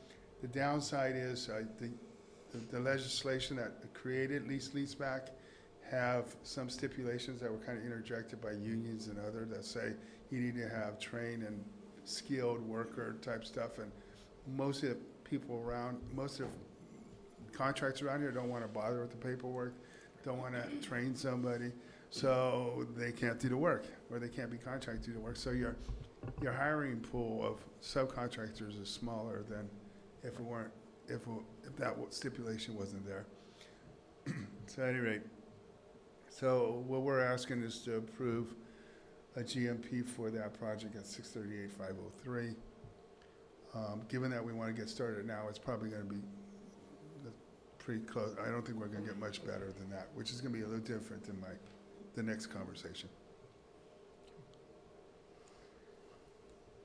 So, Questions? So this is I guess the bottom line is, how is this gonna affect alt ed? it doesn't. I think it's a different funding source. So- Funding source and everything, yeah. Okay, so I Not guess I'm bond. confused because all of these numbers here are from the bond sale in the report. Yeah, this That's is not this is an true. anomaly. I was hired to do the bond stuff. This is outside the bond stuff, but they've asked me to give some assistance to this. So Okay. this is independent of the bond. It's Okay, different money. So then go all the way I- down, don't you, Well, just from look at this chart on, I don't know what page 12, this is. page 12. Okay, Yeah, this is an 10, anomaly. 10 of the document. yes. You guys okay. like me enough to want me to do something else, so This is crazy. I'm doing Electric- something yeah, else. Electrical for a room, 89,000, this is crazy. No, it's prevailing wage. So where's the money coming from? We have funds set aside from RDA that we are still receiving each year, so the district has kind of banked that money for the last few years, and it's enough, more than enough to cover the cost of these. Mhm. And I see the diagrams from the pictures, but I don't get a visual where, are we gonna gain a space, or is it, no? So It's just refurbishing space that we have, but what it does do is bring our students from a portable into the main So this, in both situations, so. so like the room that's right, you're gonna like attach it to the gym or multipurpose room?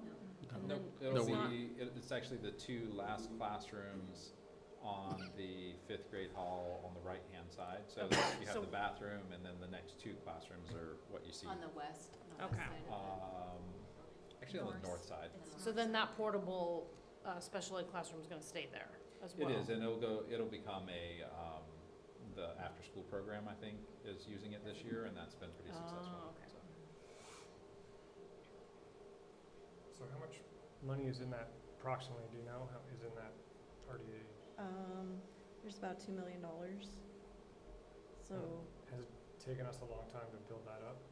we receive about $350,000 to $400,000 each year, depending. So this is It's a about good chunk. 3 years' worth of funds. And what have we used it for in the past? Do you know? I know it's your first year, but. Prior to that, I would have to go back and research, but I can do that. I think the limitations are that it does have to be facilities oriented. Right. So, Well, I just know there's been several questions about our gym facilities. That's why I was asking him. I guess this money's kind of been flying in under the, I'm surprised nobody's hollered about using it for that. well, and we will have some balance remaining if we want to look at another project in the time that takes. We'd probably cross into another fiscal year and maybe have enough to make an impact on one of those spaces as well. So. And so, yeah, I guess the only other thing is opportunity cost, what, where else, like, so is the gym, or is there other facilities that need this kind of, I mean, there's always a bit, well, yeah, but that's a bigger project. It doesn't sound like it's a small refurb kind of project. I think, yes, there are some other projects that could. The probably biggest one that stands out to me, the gym, kind of taking care of a few issues in both of our gyms, and then the blacktop at the middle school is probably the other And of course, Fields. big piece. And then Fields, I'm actually working on some things with the city that may come to fruition. Yeah, and I wonder if that's considered, is a field considered a Yeah. facility? It gets in a little Gray area. gray, yeah. It's true. It depends on how you spin it, probably. Yeah, so just not being here for very long, just not knowing all the wish list items of, For sure. yeah. I'd say the bond has really helped us address a lot of those big wish list items. I mean, Okay. I would 100% say alt ed is my top, but you're Mhm. moving smoothly through that, so I think that's going to come out beautifully. And So we thought we were trying to save $1 million off that. Are we trying to cut that, alt ed? I think we're where we should be for Although, budget. yeah, it available. cost us a bit to make the adjustment. It did. We lost some space, but I think we've Well, got a project that's going to be within budget. And those 68 students that Gary said is their cap, is that staff-wise, facility-wise, Contract, contract with the, the FBDTA okay, contract. so the number of staff members that are Yes. there? Okay. I was just curious, because that was one of my concerns when this building was so massive, the number of students it was serving. But it all seems to be coming back. Any other questions? Any public comment? No, there is no public comment. Entertain a motion.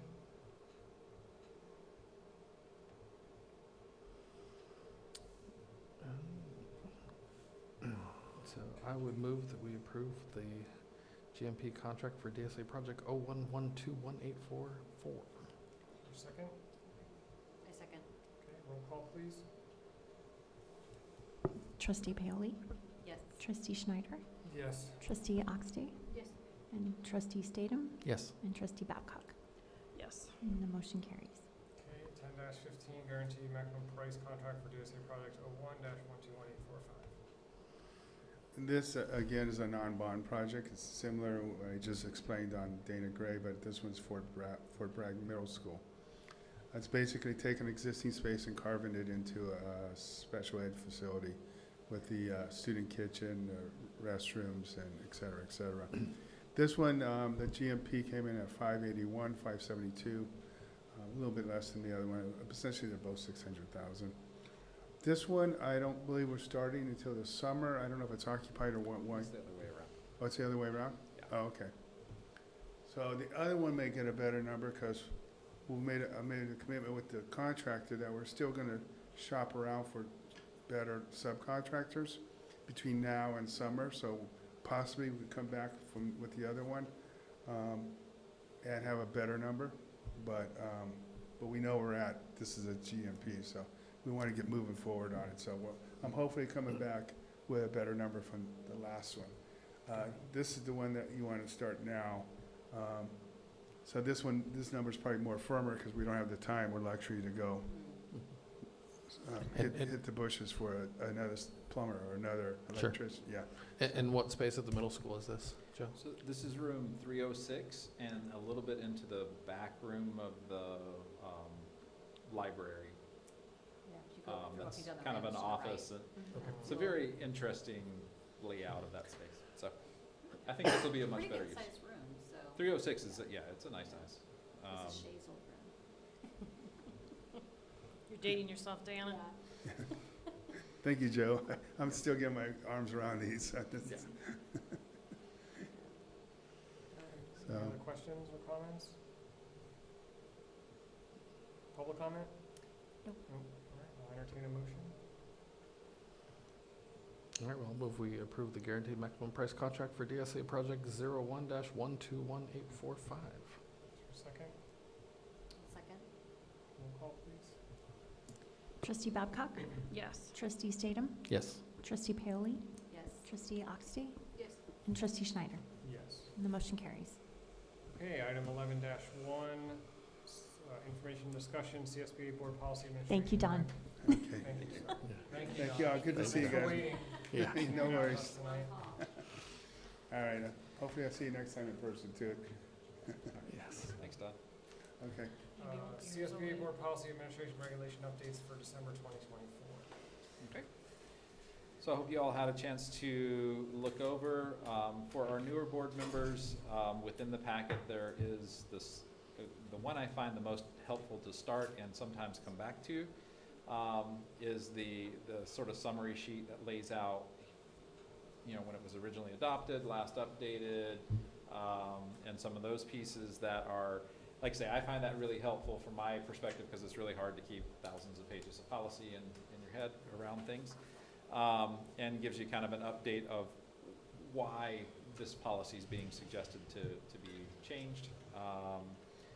And so you can see many of these are just normal, law changes or those types of things. I didn't know if there are any specifics that anyone had any questions about. So this is not an action item, this is just information discussion information. on stuff that we will be updating in the Yes, future. and typically we bring it to you this month and then bring it for approval and implementation as policy the following month. So you do have time if you walk out of here and say, oh my gosh, I found this thing I have a question about, feel free to reach out to us. We will get an answer and share that out with the whole board as well. Or if you didn't quite make it through all 372 pages of the red line version. That too. I like the red line version because I want to see what we, like, what's brand new and have we been, because most of the time we are kind of ahead of the law, so we actually see that we are doing it, but if I don't know what the current and what's new, then I don't know, I just like to, not that I read all 300, but I'm looking at the red line. Yeah. So the visitor outsider policy update, it sounds like middle school's kind of taking on that level of, you know, when someone comes new to the school. Which Is number that, was that, I'm sorry? Second page, page 2, 1250. Policy, Page board 2 on policy the- 1250. I was just wondering if all the sites have to mirror that, or is it, because every site's taking in visitors differently. So that was kind of my question.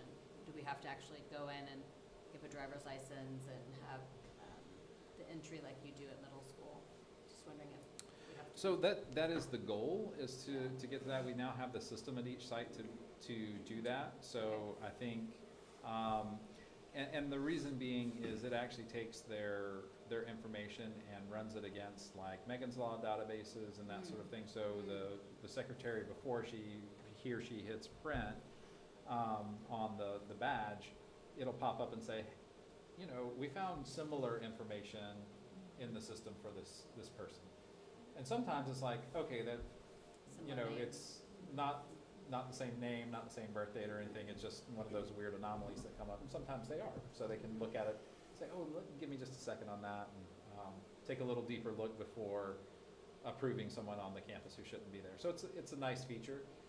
And then we can also put in, if there is for some reason a person who shouldn't be, then have that. So each site does have that capability at this point. So. And then I didn't realize principals could grant someone that's a sex offender to have them come on. 'Cause I know it's been, I haven't heard of any issues like that lately, but I remember when it first came on board, it was clear that someone couldn't come on, and it was like, so I don't know if those issues have come up or not. They have. There was a situation where we had someone who was a registered sex offender with their child graduating, and so in that situation, we worked with the legal team and had where they literally had to sit within or you know, next to a staff member the entire time they were on campus. Public, yeah. And then they were escorted off. So that's a situation when there would be approval. Okay. So what happens if we adopt this and it's not at every site? I mean, do we have to insert some kind of, for this visitor? I don't believe so. I think we have it at every site. We so. do have it. Right, but if it's Are we not being implementing it? utilized, It's there, but- yeah. I'm just wondering if it's, or, you know, you put some, instead of may, or using may instead of shall, kind of a thing. I don't know.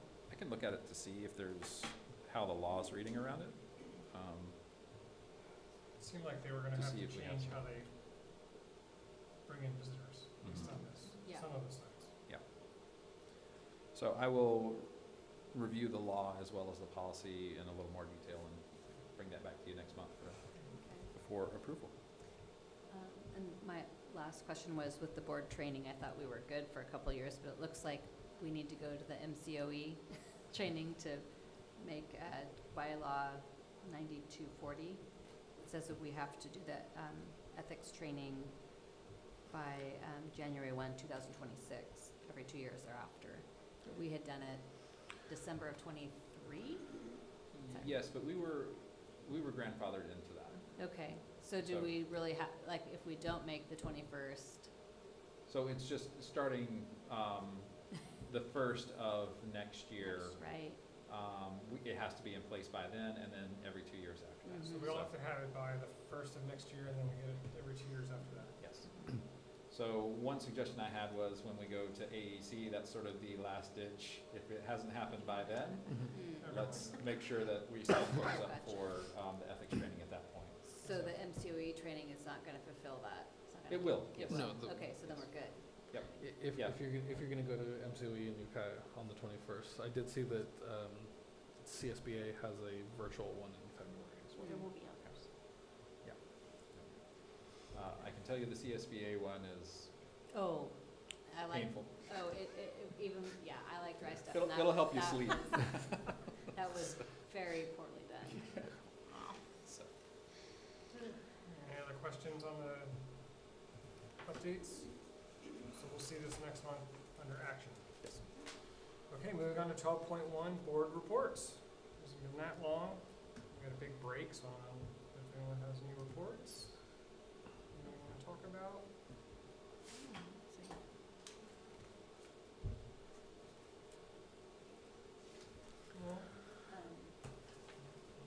I did do the first series of the SSDA, which is the Small School District Association, and I think, I thought it was pretty well done for just an hour and 15 minutes. They also pushed out another webinar for safety, and it was just an hour, and it had some really good ideas on how to keep your campuses safe and like pretty cost-effective things. Nothing that, there's no fancy program, there's no fancy tablet, or there's no fancy anything. It's just a matter of being aware and having like a one entry. They really had it embedded with using, government agencies, their style of safety, and it was pretty informative. So it's definitely, I'm going to try to continue these. So in the new board members, it's pretty. I don't know that they only kept. If you went to it, they'd only let you view it for like 13 days, something crazy. They don't let you just access it. But I haven't done anything with this organization, and I think it had a little bit more substance to it. But it was nicely done. So I'm curious. I know you sent that out before. SSDA. Yeah. The series. It's in the December packet. Okay. But I would definitely encourage. I signed up and didn't realize I only had 13 days to go back, because there was a basketball game, I think, or something. Yeah, right, in the just, first one. well, maybe hopefully that's inaccurate, but, I'll go look quickly. well, and I might have it too, because it would have pushed it out. Yeah, they sent the 'cause I got- recording out, but I just left it unread and Mhm. kind of left it to go back to. Yeah, I'd be curious to see. So the next one's January 16th. Yes. Yes, next week.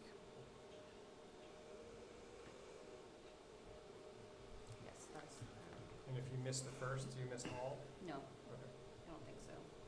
You can, just apply on Just the QR code. thing. Any other board reports? I would like to share a shout out. We had heard about the elementary school data at the last meeting, and I was lucky enough to go help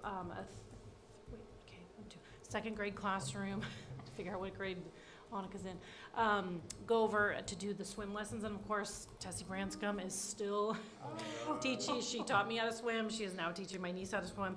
But what I really was impressed with is that we're seeing all this data that our kids are doing terrible. And I mean, it just gets so down. But I watched these kids, so they split them up half and half. And so half are in the pool and half the teacher had on the steps or the bleachers over there on the side of the pool. And they were doing math worksheets. And they did not, they worked the entire time. The kids were making number lines. They were doing all these, using different strategies. And they really were doing, I didn't see any kid be able to just stare at their paper and not do it. After hearing all that stuff at the meeting, I was watching this classroom. And let me tell you, there was some very busy boys that I appreciated, because I had very busy boys at that age. But they sat there and they did math and anyway, I just couldn't believe that there is good stuff happening out there, and we need to remember that too, and not just the stuff that people judge us on, because the kids were engaged, they were, super happy to be there, and they were learning. It was great. Anything else? Okay, advanced planning, suggestions for future board meetings. Anything under here? I know we have some scheduling things. I was gonna say, I think my only request is to decide, are we meeting on the 14th or not? So I asked them to hold off confirming this day and time, because one, having 3 meetings within a span of a week, I think is too much. And two, there were some time constraints on that day, and I just wanted to see, sitting in the same room, we could just find a day in the next month that everyone could do, that everything wasn't so close together. I know the week of the 21st is no good. Is Tuesday the 28th in the evening? I am out of the area from the 28th through the 31st for the superintendent's conference in Monterey. So. And it's kindness week. And it's kindness week. It's Hoopla week too. I am in town on the 27th, I don't leave until the 28th, but 27th is what? Monday. Monday. I'm that not- Monday. You're gone, you Yeah. said? I think it's looking like early February. Yeah, I mean, I'm out for about a week. Trying to think calendar here. Board meeting the 13th. Board meeting the 13th, Tuesday the 11th, Monday the 10th. I know that's not much time before our next board meeting, but at least, Because the week of the 3rd is, there's no time available, because you're gone, you said? I might be able to do towards the last, I'm getting a minor surgery, Okay, gotcha. on the 29th. Yeah, the 10th or the 11th, I think, is fine for me. The 10th would be better for me. 10th? Oh, the 10th. February Let me 10th. look at my, before I go off. Let's see, that's great. And this is an evening, obviously. Or Yeah.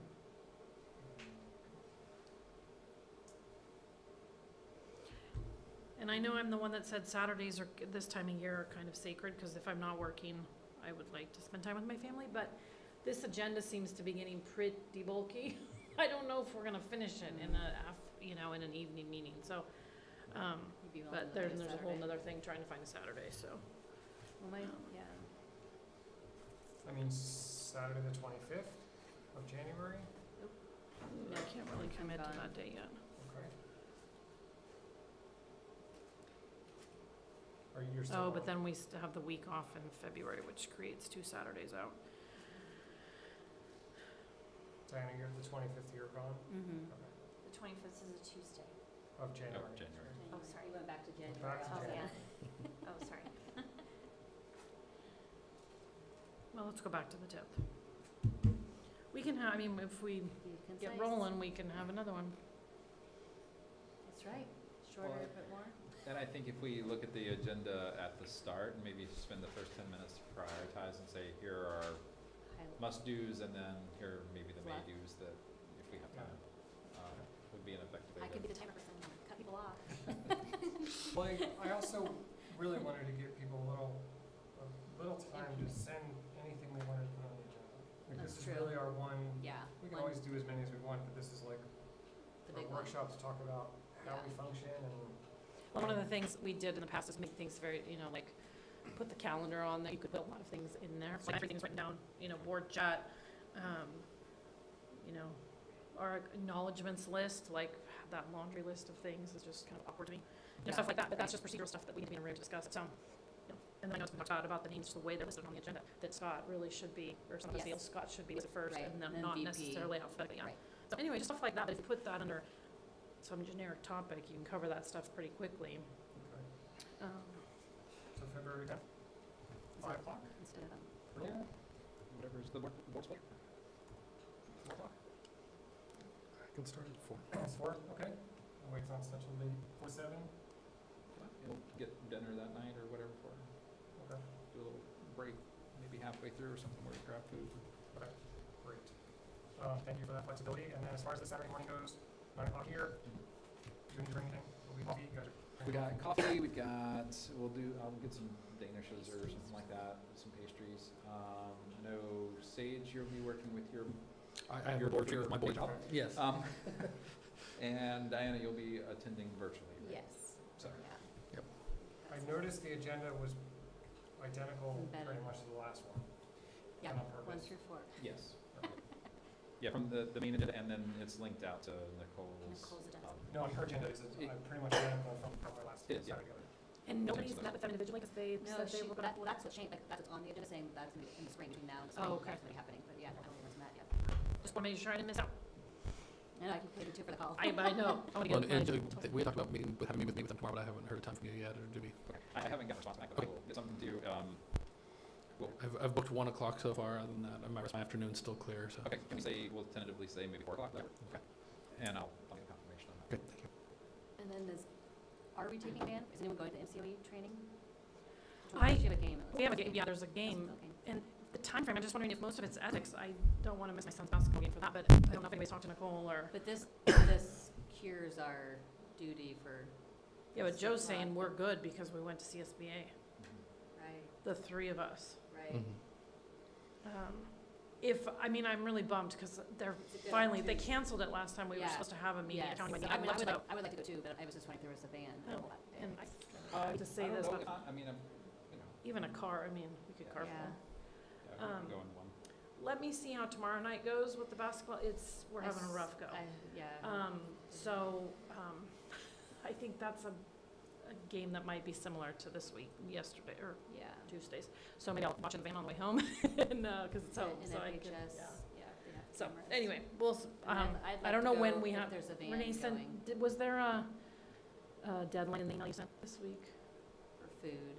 Oh, it's for the head food? count. Okay, I'll try to decide tomorrow Because I night. know our new trustee for MCOEs, they're attending, so it'd be nice to Mhm. meet Oh, so she's county. missing the game. the county crew. Okay, maybe I'll just make the decision to. And then I just want to acknowledge that it was really hard for staff for this meeting because of the holidays. So Yeah. I know April, I'm worried about April. 'Cause April's it's not coming, such a big deal. okay, because it's coming because right off of spring break, and if That- people want to take spring break and they can't, I just know. That's not such a big. And I don't deal. know if it That's just felt really like this year, the break wasn't really longer, but Just- later. So it Yeah. was It was really just strange. awkward with it being, the holidays being in the middle of the week. Yeah. Made the just- holidays weird. It was a little bit harder than normal. 4 weekends in a row felt really weird. Yeah, so I just want to acknowledge that just make sure you speak up. That's, So I think I'll the attend- experience we had, yes. yeah, I can't, yeah. Right, but I think we asked and asked and asked whether it was gonna be okay for staff, and then, so we just have to make sure we file that into our memory bank, so Yeah. next Well, December, when we do it, that we don't do it and again. I know that we've tried to avoid Martin Luther King, but I think the 16th was a possibility, but I think someone was out of town or something. I wouldn't have chosen tonight because it's my son's birthday. Actually wouldn't have wanted this tonight, but, so obviously there was something else going on. But we'll have to try to, for this meeting in particular, if it was such a long break, to just look at the staff's lens a little harder. Yeah. Put some comments on our calendar for next year. Yeah. Stand tall for that. Okay, I know the Three Rivers meeting, I don't know, because the UKI thing, I don't know if any of us will be able to go. Yeah, I don't know. I would assume not. I'll call Kim and Let her just know. debrief with her a little bit ahead of time, just to make sure there's nothing, I don't anticipate there being any big issues, so. Okay, and then on the 15th, this town hall meeting, we can attend, doesn't, because we're not Yes. on the agenda. Yep. So anyone who wants to go to that is welcome to do that. And the general public knows about that, so like on the general. Yes, we will send out another, a reminder or an announcement tomorrow. Did that one go out yesterday, Renee? or- That was today's. Well, and Not if- a parent And if you're not a It was parent, today. but if you're not a Okay. parent, how do they find out? It's on Facebook and Okay. parents